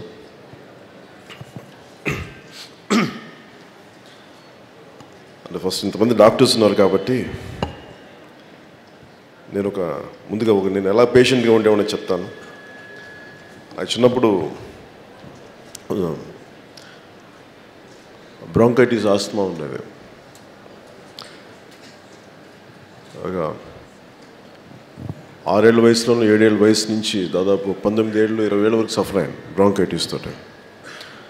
సో నాకు తెలిసిన హాస్పిటల్స్, నాకు తెలిసిన డాక్టర్స్ నెల్లూరులో వెళ్తూ ఉండేవాడిని. అర్ధరాత్రి పూట బ్రాంకైటిస్ వచ్చేది, ఊపిరి ఆగిపోయేది, బ్రీదింగ్ తీసుకోలేకపోయేవాడిని, నలిగిపోయేవాడిని, స్కూల్స్కి వెళ్ళలేకపోయేవాడిని. అలా విపరీత అనారోగ్యం పాలవుతా ఎప్పుడు నాకు తెలిసిన డాక్టర్ కరీముల్లా గారని నెల్లూరు దగ్గర జెండా వీధిలో ఒక డాక్టర్ గారు ఉంటారు. ఆయన దగ్గరికి వెళ్తే ఎప్పుడు నాకు కనిపించేది ఏంటంటే, ఆయన లోపల పేషెంట్స్ని చూస్తూ ఉంటే నేను మా అమ్మ ఈ ఉబ్బసంతో ఆయాసంతో బాధపడుతూ ఉంటే నాకు ఎప్పుడు ఒక ఫోటోగ్రాఫ్ కనిపించేది, చిన్న పోస్టర్ లాంటిది. Prevention is better than cure అని. నాకు ఆ prevention is better than cure అనేది ఆ రోజున ఆస్తమాకు అనుకున్నానేమో, కానీ ఈ రోజున రాజకీయ వ్యవస్థ కూడా మందు, నిజమైన మందు, ప్రివెంటివ్ మెజర్స్, దోపిడీ జరగకుండా ప్రివెన్షన్, అనారోగ్యం రాకుండా ప్రివెన్షన్, అసలు ప్రక్షాళన చేసే పరిస్థితులు లేకుండా ప్రివెన్షన్, ఇవన్నీ చేయాల్సింది. అది నాకు ఆ రోజు ఒక డాక్టర్స్ నేర్పించారు. ఆ రోజు ఒక చిన్న పోస్టర్లో ఇది. అలాగే నేను పెరుగుతున్నప్పుడు డాక్టర్స్ చాలా ప్రముఖమైన పాత్ర పోషిస్తారు. నేను ఒక డాక్టర్ నుంచి ఆ మాట నేర్చుకుంటే, ఆ విలువ నేర్చుకుంటే, ఇంకో డాక్టర్ షెగివేరా అనే వ్యక్తి చాలామందికి క్యూబా విప్లవ నాయకుడిగా తెలుసు, కానీ ఆయన ఒక డాక్టర్. ఆ డాక్టర్ దగ్గర నుంచి నేర్చుకుంది ఈ వ్యవస్థని మనకి సరిచేయాలంటే రోగ నిర్ధారణ, రోగ చికిత్స, సమాజంలోకి వెళ్ళి రాజకీయ వ్యవస్థని ప్రక్షాళన చేయాలి, దాన్ని కడగాలని చెప్పి ఒక డాక్టర్ వచ్చి ఒక విప్లవ నాయకుడు అయ్యాడు. ఈ రోజున ఒక్కొక్క జూనియర్ డాక్టర్స్ కానీ పెద్దలు కానీ మాట్లాడుతుంటే మీ అందరిలో నాకు షెగివేరా తాలూకు స్ఫూర్తి, షెగివేరా తాలూకు గొప్పతనం అనిపిస్తుంది. ఇందాక ఒక యంగ్ డాక్టర్ మాట్లాడుతా అంటే చదువు ఉండి, జ్ఞానం ఉండి మేము ముందుకు తీసుకెళ్ళలేకపోతున్నాం, ల్యాక్ ఆఫ్ ఫెసిలిటీస్. అంటే ఇవన్నీ మన భారతదేశంలో అన్లైక్ లాటిన్ అమెరికా లేదంటే వెస్ట్ ఆఫ్ యూరోప్ లాగా మన విప్లవాలు రోడ్ల మీద తీసుకురాలేము. మనం అనేక రకాలుగా విడిపోయిన వాళ్ళం, కులాలుగా, మతాలుగా, ప్రాంతాలు. కానీ సమస్య ఒక డెంగ్యూ ఫీవర్ వస్తే, నేను ఎందుకంటే చెప్తున్నానంటే, ఇది మొన్న మేము అరకుకి వెళ్ళాం. అరకుకి వెళ్తే అక్కడ గిరిజన గ్రామాలకు వెళ్తే చాలామంది యాంథ్రాక్స్, డెంగ్యూ ఫీవర్స్ ఇలా మలేరియా జ్వరాలు చచ్చిపోతాను వాళ్ళని అడిగాను. వాళ్ళు వెళ్తా ఉంటే నాకు చెప్పారు, ఈ 2 వీధులు మా తెగవి, ఆ 2 వీధులు ఆ తెగవి, ఆ 2 వీధులు మా తెగవి, మేము మాట్లాడుతూ ఉంటే నేను అడిగాను, మరి జబ్బులు వచ్చేటప్పుడు అందరికీ ఎట్లా సపరేట్గా వస్తాయి, అందరికి కలిపి వస్తాయంటే లేదు అందరికి కలిపి వస్తాయి, అప్పుడు ఏం చేస్తారు అంటే నాకేమనిపించిందంటే మనం అంత విడిపోయాం మనుషులు. సో అందరికీ కామన్గా వచ్చే పరిష్కార మార్గాలు వెతకడం మానేసాం. అది నా ట్రైబ్కి ఉపయోగపడద్దా, లేదంటే నా ప్రాంతానికి ఉపయోగపడద్దా, నా కులానికి ఉపయోగపడద్దా, లేదంటే నా మతానికి ఉపయోగపడద్దా అని చెప్పి అసలు కామన్ అందరికీ వచ్చే సమస్యల్ని మనం ఏకీకృతమైన ఆలోచనతో ఆలోచించడం మానేసాం. నాకు రాజకీయాల మీద నాకేం ఆసక్తి ఏం లేదు. నాకున్న ఆసక్తిలో సమాజాన్ని ప్రక్షాళన చేయాలని చిన్నప్పటి నుంచి విసుగు, చిరాకు. ఒకవైపేమో మాకు పాఠాలు, అల్లూరి సీతారామరాజు పాఠాలు చెప్తారు, అంబేద్కర్ గారి జీవితాల గురించి చెప్తారు, మహాత్మా గాంధీ గారి ఆశయాల గురించి మాట్లాడతారు. ఈ ఉన్న రాజకీయాల్లో కొద్దిపాటి దౌర్భాగ్యులు కానీ, నీచులు కానీ, దుర్మార్గులు కానీ ఒకసారి చేసేవాళ్ళు ఉన్నారు, నేను కాదంటలేదు. కానీ వ్యవస్థను నడిపే ముఖ్యులు మీరు అవినీతిమయంలో కూరుకుపోతే ఇంకా మిమ్మల్ని ప్రక్షాళన ఎవడు చేస్తాడు, ఎవడు మాట్లాడతాడు, ఎవడు అడుగుతాడు మిమ్మల్ని? ఏ పార్టీ వచ్చినా మళ్ళీ కూర్చోబెట్టి ఓట్లు వేయించుకోవడానికి ఒక కులాన్గా విడతీయండి, మతాన్గా విడతీయండి, వర్గాలుగా విడతీయండి. ఈ పిచ్చి పనులు, ఈ తప్పుడు పనులు తప్ప నిజంగా ఒక ప్రైమరీ హెల్త్ సెంటర్ కావాలి. దాంట్లో ఏం లోటుపాట్లు ఉన్నాయి? 86,000 మంది పైన డాక్టర్లు పట్టభద్రులై ఉన్నారు. కనీసం మనకు వస్తే 200 ఉద్యోగాలకి దాదాపు 5,000 పైన అప్లికేషన్, 8,000 పైన అప్లికేషన్లు వస్తుంటే ఎవడు మాట్లాడేవాడు ఎవడు లేడు. ఇవన్నీ మాట్లాడటానికి కావాలి అంటే దానికి ఏదో కులం వండ కావాలి, లేదంటే అంటే నేను అందుకనే ఇవన్నీ కాకుండా అసలు ఏ భావజాలంతో రాజకీయ పార్టీ పెట్టాలి? ఎందుకంటే కుల ప్రాతిపాదికన కానీ, లేదంటే ఇంతకుముందు వేరే కులాలు అందరూ చేశారు కాబట్టి ఒక కొత్త కులం వచ్చి మళ్ళీ దీని ఆధిపత్యం అని అట్లా ఆలోచించలేదు. అందుకనే నేను 7 చాలా బలమైన సిద్ధాంతాలను ఎందుకు పెట్టానంటే అసలు ఈ వ్యవస్థ మారాలి, ఈ ఆలోచన విధానం మారాలి. మనందరం ఒక కులంలోనో, మతంలోనో, ప్రాంతంలోనో కూరుకుపోతే అసలు మన పరిష్కార మార్గాలు వెతకలేం. సో నాకు దీంట్లో భాగంగా ఎందుకు తిరుగుతున్నాను ప్రతి చోట అంటే, మీరు ఒక డాక్టర్ చదవడానికి 5 సంవత్సరాలు చదవాలి, ఒక పిహెచ్డి ఇచ్చి దాంట్లో మీరు మాస్టర్స్ చేయాలని 2 సంవత్సరాలు 2.5 సంవత్సరాలు చదవాలి. మీరు ఒక సూపర్ స్పెషాలిటీ చేయాలంటే ఇంకొన్ని సంవత్సరాలు చదవాలి. మీరు దాదాపు ఒక డాక్టర్గా, ఒక సూపర్ స్పెషలిస్ట్గా కానీ, ఒక పీజీగా కానీ రావాలంటే దాదాపు 7 నుంచి 10-12 సంవత్సరాల దాకా అనుభవం ఉండి చేస్తే, ఒక పంచాయతీ ఎన్నికల్లో కూడా పోటీ చేయని వ్యక్తి ఈ రోజున పంచాయతీరాజ్ శాఖ అయిపోయే టైంకి దౌర్భాగ్యమైన వ్యవస్థ. అలాంటి అధోగతికి పాలైన వ్యవస్థని నిర్దేశించే వ్యక్తులు వాళ్ళయి దశాబ్దన్నర చదివిన మిమ్మల్ని నిర్దేశిస్తుంటే మరి ప్రైమరీ హెల్త్ కేర్ సెంటర్ కానీ, వైద్య శాఖ కానీ, వైద్య విధానాలు ఇలా కాకుండా ఇంకెలా ఉంటాయి? మరి దీనికి ప్రత్యేకమైన పరిష్కార మార్గాలు ఏంటి అంటే మనం బయటికి రావాలి. ఒకప్పుడు స్వాతంత్ర ఉద్యమం సమయంలో లాయర్లు బయటకు వచ్చారు, బాగా చదువుకున్న వ్యక్తులు బయటకు వచ్చారు, విద్యావంతులు బయటకు వచ్చారు. అందరూ కూర్చొని ఎమ్మెల్యేలు, ఎంపీలు అవ్వలేదు. వాళ్ళ సమాజాన్ని వాళ్ళు ప్రభావితం చేయగలిగే సమాజం గురించి గట్టిగా మాట్లాడదలుచుకున్నారు, మాట్లాడారు. మరి ఈ రోజున మనకు ధైర్యం పోయింది, మాట్లాడే హక్కులు పోయినాయి. ఎందుకంటే మన కులం కాదేమోలే, చంద్రబాబు నాయుడు మన కాస్ట్ కాబట్టి మనం చంద్రబాబు నాయుడుకి మనం సపోర్ట్ చేయగలం, లేదు చంద్రబాబు నాయుడు మన కాస్ట్ అయితే సపోర్ట్ చేద్దాం. అది తప్పుడు విధానాల, మంచి విధానాల. అసలు ఈ పద్ధతి ఏదో మారాలి. అసలు రాజకీయ నాయకుల్ని మన కులం వాడని చూడకూడదు, విలువలు పాటించేవాడా లేదే వాళ్ళని ఎన్నుకోవాలి తప్ప వీడు మన కులమా, వీడు మన మతమా, మన ప్రాంతమా అంటే ఇంత దౌర్భాగ్య నీచపు స్థితికి సగటు సమాజం వెళ్ళిపోతే తప్పు తెలిసి కూడా ఇంకా మనం ఎవరు రక్షించుకోగలం? మనల్ని ఎవరు రక్షించలేడు. నేను చాలాసార్లు రాత్రులు నాకు నిద్ర పడేది కాదు. నాకు యాక్టర్ అవ్వాలని ఎప్పుడు కోరిక లేదు. నాకు నా చిన్నప్పుడు నేను చెప్పినట్టు మీకు, నాకు బ్రాంకైటిస్ ఆస్తమా వల్ల స్కూల్కి వెళ్ళలేకపోయేవాడిని. సో రాత్రులు కూర్చొని నాకు రాత్రులు నిద్రపడి అందరూ నిద్రపోతుంది ఇల్లంతా నా పాత పుస్తకాలు తీసుకొని చదువుకుంటూ ఉండేవాడిని. సో దానివల్ల నాకు బోల్డంత సమయం ఉండేది, సమాజం గురించి ఆలోచించే సమయం ఉండేది. ఇలస్ట్రేటెడ్ వీక్లీలో గీతాంజలి అనే అమ్మాయి క్యాన్సర్కి చనిపోతే అమ్మాయి రాసిన పద్యాలు నన్ను ప్రభావితం చేశాయి నేను 8th క్లాస్లో ఉన్నప్పుడు. ఇవన్నీ చూసి నాకు ఎక్కడ సమాజం ఎక్కడ మారాలి, బాగుండాలని చదువుతూ ఉంటే స్కూల్లో చెప్పే పాఠాలు వేరు, బయటకు వచ్చి చూస్తే రాజకీయ నాయకులు పాటించే విలువలు వేరు. నాకు అనిపించేది, మీరేమో మాకు విలువలు చెప్పి మీరు విలువ లేని సమాజాన్ని మీరు ముందుకు తీసుకెళ్తా, మేమా మీకు, నేను ఎందుకు నీ మాట వినాలని ఒక రెబలియన్ నేచర్ ఉండేది నాకు చిన్నప్పుడు. నువ్వెవడరా చెప్పడానికి నాకు విసుగు నాకు. తర్వాత అందరిలాగా సర్దుకెళ్ళిపోదాం జీవితాన్ని ఏదో ఏదో అని అనుకుంటే చట్టంలో ఇమిడిపోవడానికి ప్రయత్నించేవాడిని చాలా సంవత్సరాలు. మా అన్నయ్యకి చాలా కాలం భయం ఏంటంటే వీడన్ని గొడవలు పెట్టేసుకుని విప్లవాళ్ళకి అడుగులు తీసుకుని మన తుపాకులు తీసుకుని అడవుల్లోకి వెళ్ళిపోతాడన్న భయం ఉండేది మా అన్నయ్య. అంటే నాకు అంత కోపం ఉండేది మాట్లాడుతుంటే. ఎవడేం చేయడు ఏంటి అంటే నన్ను అడిగితే నేనేం చేయగలను, నన్ను నా మీద కోపడతావేంటి అన్నట్టుగా. లేదు నా ఆవేదన చెప్తున్నాను. అంటే ఇవన్నీ సరే ఇంక వదిలేసాం. ఏదో 2-3 వాక్యాలు సినిమాలు చెప్తే సరిపోద్దేమోలే, సంతృప్తి వస్తుందేమంటే. నేను నిన్న సభలో కూడా చెప్తా ఉన్నా, ఒక సమస్యని సినిమాలో కథ రూపంలో చెప్పి, ఒక మెడికల్ సమస్యని లేక ఒక ఉద్దానం సమస్యని ఒక సినిమా కథగా తీసి ఒక మంచి హీరో డాక్టర్గా వెళ్ళాడు, వీళ్ళు రక్షించాడు పేషెంట్స్ అంటానికి అది చప్పట్లు కొట్టించుకోవడానికి ఆ సినిమాకి నిజ జీవితంలో వెళ్ళి ఉద్దానంకి వెళ్ళి ఆ సమస్య కోసం పోరాటం చేయడం 2 విభిన్నమైన విషయాలు. నేను అందుకనే సినిమాలు వదిలేసి ఎందుకు వచ్చానంటే నిజ జీవితంలో పోరాటం చేయడానికి వచ్చాను. ఎందుకంటే సినిమాలు నాకు నిజంగా ఇబ్బంది పెట్టింది. చప్పట్లు కొడతారు, డబ్బులు వస్తాయేమో కానీ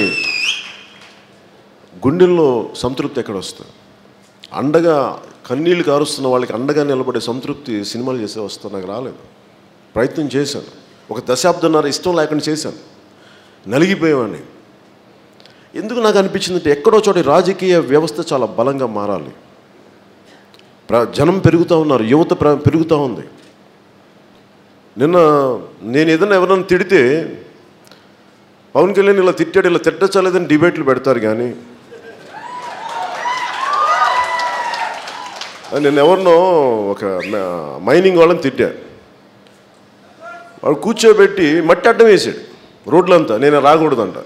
అరే మేము political party, registered political party, నాకు హక్కు ఉంది, నేను భారతీయుణ్ణి, రాజ్యాంగం నాకు కల్పించిన హక్కు, నేను అడుగుతాను, వస్తాను, ప్రజల పక్షాన నిలబడి తీరుతాను. నువ్వెవడివి రా అని చెప్పి అన్పార్లమెంట్ అని ఎక్కువ పెద్ద చెప్పాను. కానీ ఏమన్నా చిన్న లఫూట్ అనే పదం అన్నాను, అంత పెద్ద ఏమన్నా అంటే లఫూట్ అంటే ఇట్స్ అ ఫూల్ అని అంతమించి పెద్ద వేరే ఉంది. కాకపోతే వాళ్ళకి ఉర్దూ తెలియక ఇలా తిట్టేయచ్చు అని చెప్పేది డిబేట్లు పెడుతున్నా నాకు అనిపించింది. మరి ఈ డిబేట్స్ డాక్టర్లు ఎందుకు ప్రైమరీ హెల్త్ కేర్ సెంటర్లో ఉండట్లేదు, దాని మీద డిబేట్ పెట్టరు ఎవరు. అలాగే డిస్ట్రిక్ట్ హాస్పిటల్స్లో, సూపర్ స్పెషాలిటీ హాస్పిటల్స్లో ఎక్విప్మెంట్ మెయింటైన్ చేయలేక ఎందుకు వదిలేస్తున్నాం, ఎందుకు రావట్లేదు, దాని మీద డిబేట్లు పెట్టరు. ఒక డెంగ్యూ ఫీవర్ కోసం ఎంతసేపు డాక్టర్లు ట్రీట్మెంట్ చేయట్లేదని మాట్లాడతాం, కానీ అసలు డెంగ్యూ ఫీవర్ రాని పరిస్థితుల్లో ఆరోగ్యకరమైన పరిసరాలను ఎందుకు పెట్టలేం, దాని మీద డిబేట్లు ఉండవు, దాని మీద ఎవరు మాట్లాడడం. ఇవన్నీ ఇలాంటి అన్ని జబ్బులకు వచ్చి అన్ని పరిస్థితులన్నీ కల్పించి వాతావరణం లేకుండా చేసి వచ్చి డాక్టర్ల మీద, డాక్టర్లు వైద్యం చేయలేకపోతే వాళ్ళ మీద దాడి చేయడం అంటే ఇంతకు మించిన దౌర్భాగ్యమే ఉంది. దీనిని అడ్డుకొని చట్టసభ మనకి శాసనసభ్యులు ఉండి పరిచయం ఏమో, మనకు ప్రయోజనం ఏముంది? అసలు మేము ఎందుకు తిరుగుతున్నామంటే మనోహర్ గారు కానీ మేము కానీ మిగతా జనసేన నాయకులు అందరం మేము నేర్చుకుంటున్నాం. మీరు దశాబ్దన్నర పైన అనుభవంతో, 3.5 దశాబ్దాల అనుభవంతో కూర్చొని మాట్లాడుతున్నారు. ఒక కుటుంబాన్ని నడపడానికి ఒక కుటుంబ పెద్దకు అనుభవం కావాలి. అలాంటిది ఇన్ని కోట్ల కుటుంబాల్ని ఒక దిశానిర్దేశం చేయడానికి మాకు అనుభవం ఉండాలి. నేను పాలిటిక్స్లో రావాలని 2003లో డిసైడ్ చేసుకుంటే 2007కు 2000 రూపు దాల్చి ఇది నాకు 3rd ఎలక్షన్ కాబోతుంది. 2009 నుంచి 2014 2 ఎలక్షన్లు అయితే 2019 ఇది నా 3వ ఎలక్షన్. సో నేనే అనుభవంతోనే మాట్లాడుతున్నాను. ఇది ఇంకా సరిపోదని చెప్పి నేను పోటీ చేయలేదు, దిశానిర్దేశం చేయగలి. ఇంతమంది మీ విలువైన సమయాన్ని ఇక్కడికి వచ్చి 1 గంటన్నర లేట్ అయినా మీరు వింటున్నారంటే నేను మీకు ఆ విలువ ఇవ్వగలగాలి. మీకు ఇంత మీకు ఇస్తున్నారంటే ఎంతో కొంత నేను మీ దగ్గర నుంచి నేర్చుకోవాలి. దాంట్లో భాగంగా ఇక్కడికి వచ్చాం. అలాగే నాకు డాక్టర్ ఐవి రావు గారు చెప్పిన దాంట్లో నుంచి నేను తీసుకుంది, నేను ఇచ్చాపురంకి వెళ్ళినప్పుడు నన్ను ఒక ఆడపడుచు అడిగింది, నా బిడ్డలకి హాస్పిటల్ తీసుకెళ్ళాలంటే గైనిక్ ప్రాబ్లమ్స్ ఉంటాయి నా కూతుర్లకి, నేను నా ఇంట్లో నా అన్నదమ్ములతో, నా అన్నయ్యతో ఎలా చెప్పుకుంటే నీతో అలా చెప్పుకుంటున్నాను, పబ్లిక్గా చెప్తా ఉంది. నా బిడ్డకి తీసుకెళ్ళాలి, బోల్డని ఇష్యూస్ ఉంటాయి, మంత్లీ ఇష్యూస్ ఉంటాయి. నేను వెళ్ళి ఒక మగ డాక్టర్ దగ్గర తీసుకెళ్ళాను, ఒక గైనకాలజిస్ట్ లేరు. ఇందాక మీరు ఎవరో మాట్లాడుతుంటే ఒక ప్రైమరీ హెల్త్ కేర్లో సెంటర్లో గైనకాలజిస్ట్ లేకపోతే ఒక మగ డాక్టర్ దగ్గరికి ఎలా తీసుకెళ్తారు? ఇట్లా ఎన్నో సమస్యలు నాకు వస్తుంటే ప్రతిసారి ఉండేది. అలాగే మనకి అరకు ప్రాంతానికి వెళ్తే అక్కడికి వెళ్ళి ఎలా అన్అప్రోచబుల్ రోడ్స్, లేదంటే విపరీత తీవ్రవాద ఉద్యమాలు ఉన్న ప్రాంతం కాబట్టి అక్కడికి మేము వెళ్ళలేము. ఇట్లా మధ్యలో నలిగిపోతూ ఉంటాయి, అనేక సమస్యలు ఉంటాయి. నాకు ఈ రోజున సభ నాకు ఈ మీటింగ్ ఎంత విలువైన విషయాలు నేర్పించిందంటే, ఎన్ని గొప్ప పరిష్కారాలు ఇచ్చిందంటే, ఎక్కువ శాతం ఐవీ రావు గారి దగ్గర నుంచి కానీ మిగతా డాక్టర్ల అందరి దగ్గర నుంచి, విద్యార్థుల దగ్గర నుంచి మేము చాలా నేర్చుకున్నాం. దాంట్లో ముఖ్యంగా బడ్జెట్ అనేది, ఇందాక మీరు చెప్తున్నప్పుడు మన ఫైనాన్స్ మినిస్టర్ గారి గురించి చెప్తా, 3.5 లక్షల కోట్లు పెంచాం మన బడ్జెట్ అని చెప్పి చాలా అద్భుతంగా చెప్తాను. దాంట్లో 3 లక్షలు ఆయన పంటి ట్రీట్మెంట్గా అయిపోయింది సింగపూర్లో. అంటే అలా ఎవరికాళ్ళు సెల్ఫ్ చెక్లు రాసేసుకుంటున్నారు. మనందరి ఉమ్మడి శక్తి, మనందరి ఉమ్మడి శ్రమ, ఉమ్మడి సంపాదన వెళ్ళి ప్రభుత్వం చేతిలో పెడుతున్నాం, ఒక ముఖ్యమంత్రి చేతిలో పెడుతున్నాం. మీరు బాగా చూసుకోండి మమ్మల్ని, మా సమస్యలను వినండి అని. కానీ ముఖ్యమంత్రి గారు ఏం చేస్తున్నారంటే, మనకి నిన్న ఉద్దానం ఫోటో ఎవరు పంపిస్తే ఆయన ఉద్దానం తుఫాను బదులు చక్కటి చిరునవ్వు నవ్వుతో మంచి చెక్ వచ్చిందని. ప్రజా సంపద నువ్విస్తూ మీరిస్తూ స్టేట్ ఎక్స్చేకర్ నుంచి మీరు ఇచ్చే డబ్బులకి మీ నవ్వుతా మీ ఫోటోలు దేనికండి? గాంధీ గారిలాగా, అంబేద్కర్ గారిలాగా సంతోషం. మనం ఎందుకు సంతోషించాలంటే ఒక్క విషయం ఏంటంటే, దాంట్లో యనమల రామకృష్ణ గారి ఫోటో లేదు, లేదా లోకేష్ గారి ఫోటో లేదు, నవ్వుతా అంతవరకు సంతోషం. నేను ఈ ఇష్యూస్ అన్ని నేను తీసుకున్నాను కాబట్టి ఐవీ రావు గారు చెప్పినట్టుగా ఎవరైనా ఉద్యోగం, ఇందాక ఎవరు మన యంగ్ డాక్టర్ మాట్లాడతా, మీరు చదువులకేమో, ఎందుకంటే మా చెల్లెలు డాక్టర్, మా చెల్లి కొంత పాస్ అయినా కానీ మాకు కర్ణాటకలో నేను చదివించాను. మేము చదివిస్తే అప్పుడు నేనే క్యాపిటేషన్ ఫీజు కట్టాను. ఆ కట్టినప్పుడు డాక్టర్కి వాడు ఎన్నో లక్షలు అడిగితే నేను బేరవాళ్ళాడాను డాక్టర్ వాళ్ళు వెళ్ళి, మన కర్ణాటక మెడికల్ కాలేజ్లో ఎక్కడో కెంపగూడెం అనుకుంటా వెళ్ళి, నేను అంత ఇచ్చుకోలేనండి అంటే, నేనే మన కుటుంబాన్ని మోసేవాళ్ళలాగా మా అన్నయ్య నాకు బడ్జెట్ ఇంత ఇస్తే ఇవ్వు, లేదంటే నాకు తెలియదు మామూలు ఇంట్లో ఉండమని అన్నట్టుగా ఏదో మాట్లాడితే నేను ఇంకా బేరాలాడాలి డాక్టర్తో. నాకేమనిపించిందంటే, పెట్టుబడి పెడుతున్నాం, డాక్టర్ చదువుకోవడం ఉచితంగా విద్య ఇచ్చి ఉచితంగా సేవ చేయమంటే చేయగలం, కానీ 25 లక్షలు ఇంకా మనకి ఇన్ని లక్షలు పోసి పెట్టుబడిలాగా విద్య చదివిన తర్వాత మనం పెట్టిన పెట్టుబడి మీద డెఫినెట్గా మనం ఆదాయం ఆశిస్తాం, జీతాలు ఆశిస్తాం, ప్రాఫిట్ ఆశిస్తాం. మరి దాన్ని మీరు ఉచితంగా చేయమంటే ఎట్లా? ఖచ్చితంగా అది బాధ కలిగించే అంశం అది. అందుకనే వీటన్నిటికంటే కూడా బోల్డంత బడ్జెట్ ఉంది. అసలు బేసిక్గా జనసేన ఆలోచిస్తుంది, కామన్ స్కూల్ సిస్టమ్ రావాలి, విద్య వైద్యం 2 ప్రతి ఒక్కళ్ళకి సామాన్యంగా అందుబాటులో ఉండాలి. అలాగే నేను ఇంత ట్యాక్సులు కడతాం గవర్నమెంట్కి. ఈ రోజున మనకి ఇంగ్లాండ్లో హెల్త్ సర్వీస్ చాలా బాగుంటుంది, గవర్నమెంట్ పే చేస్తుంది. ఎందుకంటే వాళ్ళు హైయెస్ట్ ట్యాక్స్ వాళ్ళకి.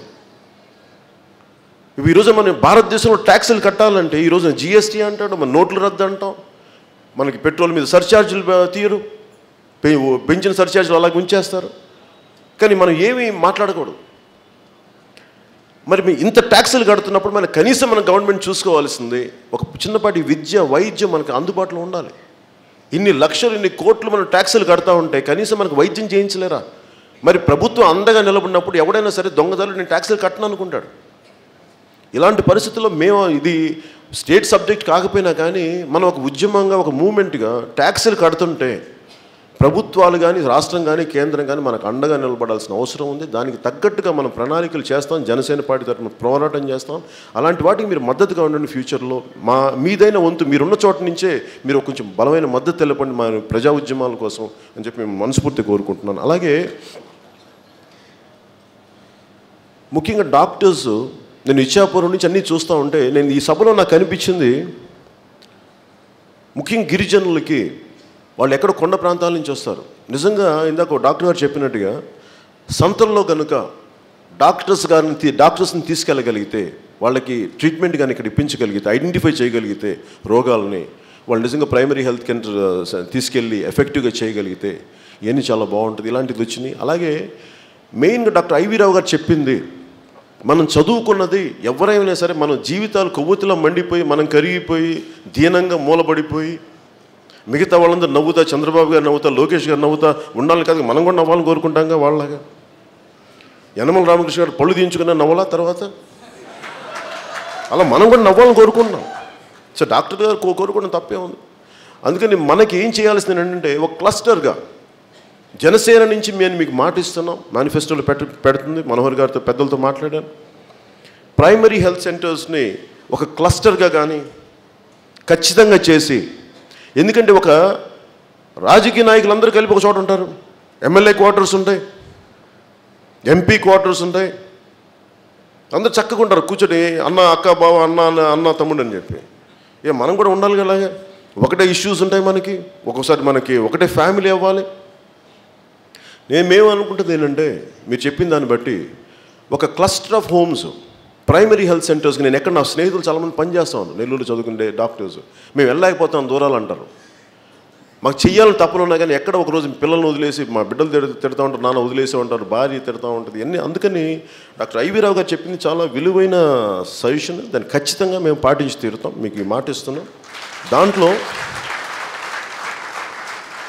వారి కుటుంబాలకు సంబంధించి ఒక ఉండే నివాసయోగ్యమైన ఒక నైస్ కాంప్లెక్స్ ఒకటి, హౌసింగ్ ఒకటి, అలాగే వాళ్ళ పిల్లలకి క్వాలిటీ ఎడ్యుకేషన్ ఒకటి, అలాగే వాళ్ళు తిరిగి వెళ్ళడానికి ట్రావెల్ అరేంజ్మెంట్స్, ఇవన్నీ ఖచ్చితంగా మాకు ఈ మన హెల్త్ బడ్జెట్ పెంచి దాంట్లో భాగంగా దాని కింద తీసుకొస్తాం. ఎందుకంటే మిమ్మల్ని బాగా చూసుకుంటే తప్ప మీరు ఆ ప్రజల్ని బాగా చూసుకుంటారు, పేషెంట్స్ని బాగా చూసుకుంటారు. అందుకని ముందు మిమ్మల్ని చేసిన తర్వాత, మీకు అండగా నిలబడిన తర్వాత, ఒకవేళ రేపు పొద్దున్న వైద్యం చేయకపోతే ఖచ్చితంగా అప్పుడు మేము మిమ్మల్ని ఖచ్చితంగా అడుగుతాం. ముందు మేము చేయకుండా అయితే మేము జనసేన పార్టీ మిమ్మల్ని ఇబ్బంది పెట్టదు, మిమ్మల్ని అడగదు.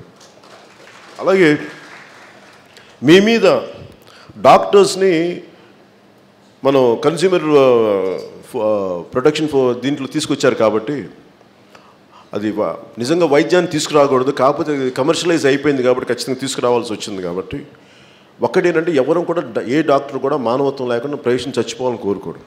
కానీ అలాంటి చచ్చిపోయిన పరిస్థితులు వచ్చినప్పుడు ఖచ్చితంగా ఆ కోపతాపాలు, చనిపోయిన వాళ్ళ మీద ఎక్కువ సింపతి ఉంటుంది. వీళ్ళందరి కోసం మేము అనుకుంటుంది, మీ మీద దాడి చేస్తే నిజంగా మీకు అండగా నిలబడాల్సింది శాసనసభ్యులు నిలబడాలి. స్థానికంగా ఉండే చట్టసభల్లో ఉండే రిప్రజెంట్ చేసే ఎమ్మెల్యేస్ కానీ ఎంపీస్ కానీ మీకు నిలబడాలి. అసలు మీకు హక్కు ఉండాలి అని అనాలంటే మీరు డెమోక్రటిక్ ప్రాసెస్లో కేవలం నా బిజినెస్ చేసుకుంటాను, నేను డాక్టర్ అయిపోతాను అనుకుంటే కాదు. మీరు కూడా you have to become a part of the political process. ఈ డెమోక్రసీలో మీరు కానీ భాగస్వామ్యం మీరు భాగస్వామ్యాలు కాకపోతే మీకు నిలదీసే హక్కు ఉండదు. మీరు ఓటు రిజిస్టర్ చేయించుకుని మీరు ఓటుకి మీరు వేయకపోతే మీకు నిలదీసే హక్కు ఉండదు. నేను నిలదీసే హక్కు నాకు ఎందుకు సంపాదించుకున్నానంటే, నేను సినిమాలో నేను బయటకు వచ్చాను, 150 కోట్లు ఎంత సంపాదించగలను, బయటకు ఎందుకు వచ్చానంటే నేను నా రాష్ట్ర బాధ్యత, నా దేశ బాధ్యత, నా సమాజ బాధ్యత నేను తీసుకున్నాను. మిమ్మల్ని అడుగుతుంది కూడా, మిమ్మల్ని విన్నవించుకుంటుంది కూడా. మీరు బాధ్యతలు మీరు గొడవ పెట్టుకోవాలి ఏంటంటే కూడా మీరు I know all of you are with in the framework of constitution. At the same time please know your responsibilities. మీ బాధ్యతలను తెలుసుకోండి. మీరు అంతేగాని కూర్చోబెట్టి ఎవడు చేస్తారని ఎవడు చేయడం, మనమే ఎంతో కొంత చేయాలి. We have to be doctors అనేది కులాలకి మతాలకి it's one community. You have to got each other irrespective of caste, irrespective of religion and region. I request you all, you are all one community, you have to speak as one voice in unison. I request you all, you have to become a part of the democratic process. మీరు కానీ ప్రాసెస్లో మీరు involve అవ్వకుండా కేవలం మాకు సమస్యలు ఉన్నాయంటే ఏ శాసనసభ్యుడు పట్టించుకోడు.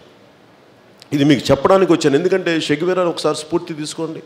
షెగ్వేరాలాగా నేను మిమ్మల్ని ఆయుధాలు పట్టుకోమని కాల్చేయమని చెప్పట్లేదు, లేదంటే గొప్ప మనం హెల్త్ మినిస్టర్ లేని రాష్ట్రం మీద మిమ్మల్ని ఎదురు దాడి చేయమన్నాడు. కనీసం ఒక ఓటు వేయండి, బయటికి రండి. నిజంగా జనసేనకి ఓటేయమని చెప్పట్లేదు. మా సిద్ధాంతాలు నచ్చితే కొంచెం మా సిద్ధాంతాలు బయటికి చెప్పండి.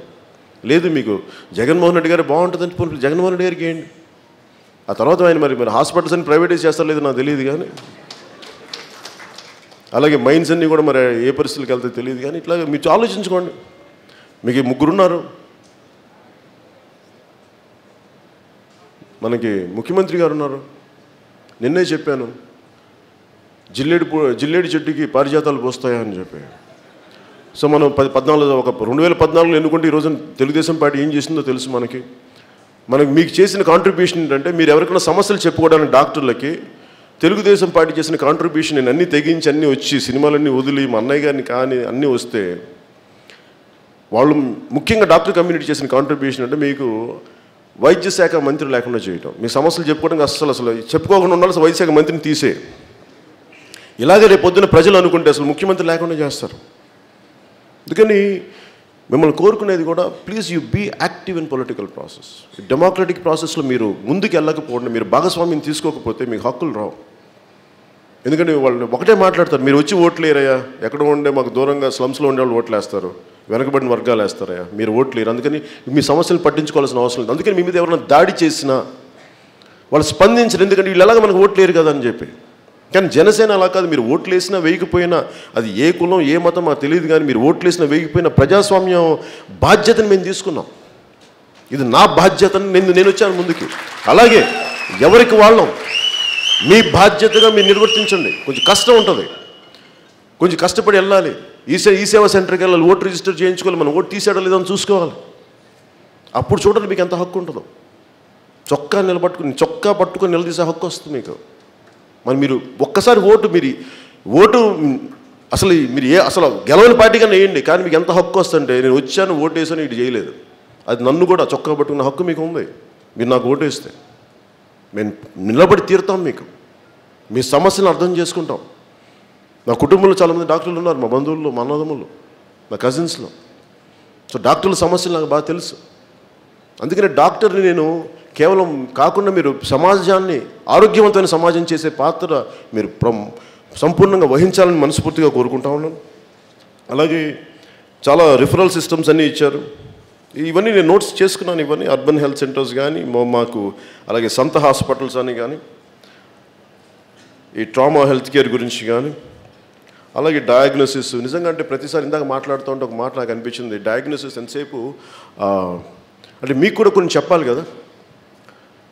చాలామంది యంగ్ జూనియర్ డాక్టర్స్కి ఆర్ఎంపీల మీద చాలా కోపం ఉంటుంది, రిజిస్టర్డ్ మెడికల్ ప్రాక్టీషనర్స్ మీద. వాళ్ళకి ఏం లేదు మాకు వచ్చేస్తుందంటే, దాన్ని కూడా కొంత మీరు సావధానంగా మీరు కొంచెం ఓపికతో మీరు కొంచెం వినాలి.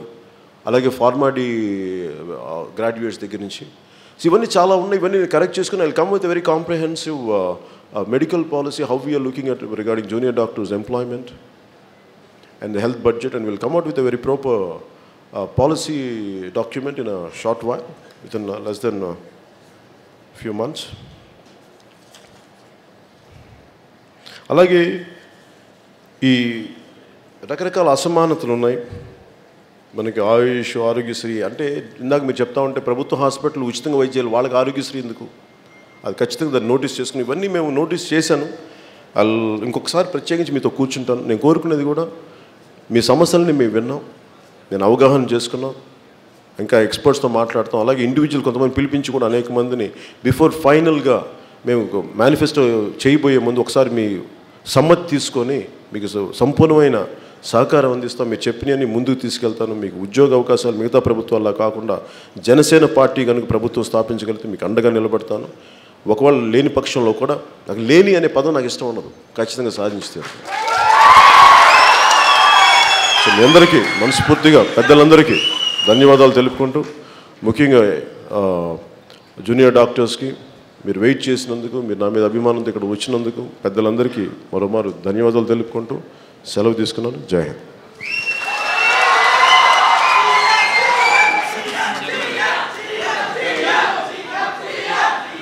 జనసేన పార్టీ సిద్ధాంతాలకు, అదేవిధంగా ఆశయాలకు రాష్ట్ర అధ్యక్షులు పవన్ కళ్యాణ్ గారు నీతి నిజాయితీకు ఆకర్షితులై కొంతమంది డాక్టర్స్ జాయిన్ అవుతున్నారు. దాంట్లో భాగంగా ప్రముఖ రేడియాలజిస్టు సత్య స్కానింగ్ సెంటర్ అధినేత కాదా వెంకటరమణ గారిని జాయిన్ అవ్వాల్సిందిగా కోరుతున్నాం.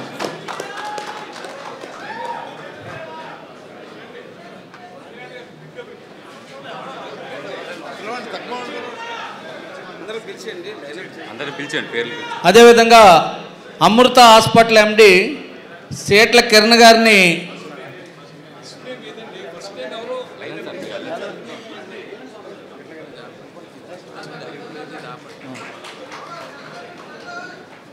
అదేవిధంగా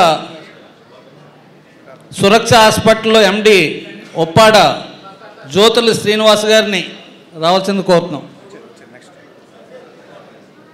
డాక్టర్ అడ్డాల సత్యనారాయణ గారు శ్రీ సత్య దంత వైద్యశాల ఎండి గారు, అదేవిధంగా డాక్టర్ కోట నాగ సతీష్ కుమార్ గారు రామచంద్రపురం, జ్యోతుల సతీష్ గారు, డాక్టర్ మధు ఎండి రంపచోడవరం ఏజెన్సీ, అదేవిధంగా Kakinada trust hospital chairman why Kalyan గారిని రావాల్సిందిగా కోరుతున్నాం. కళ్యాణ్ చక్రవర్తి గారు. డాక్టర్లే కదా, ఓన్లీ డాక్టర్స్ కదా, ఓన్లీ డాక్టర్స్ పొలిటికల్ ఎందుకు పెడతారు? వాళ్ళ ప్రాబ్లం వస్తుంది. పొలిటికల్ కావాలంటున్నాడు ఆయన అన్నాడా?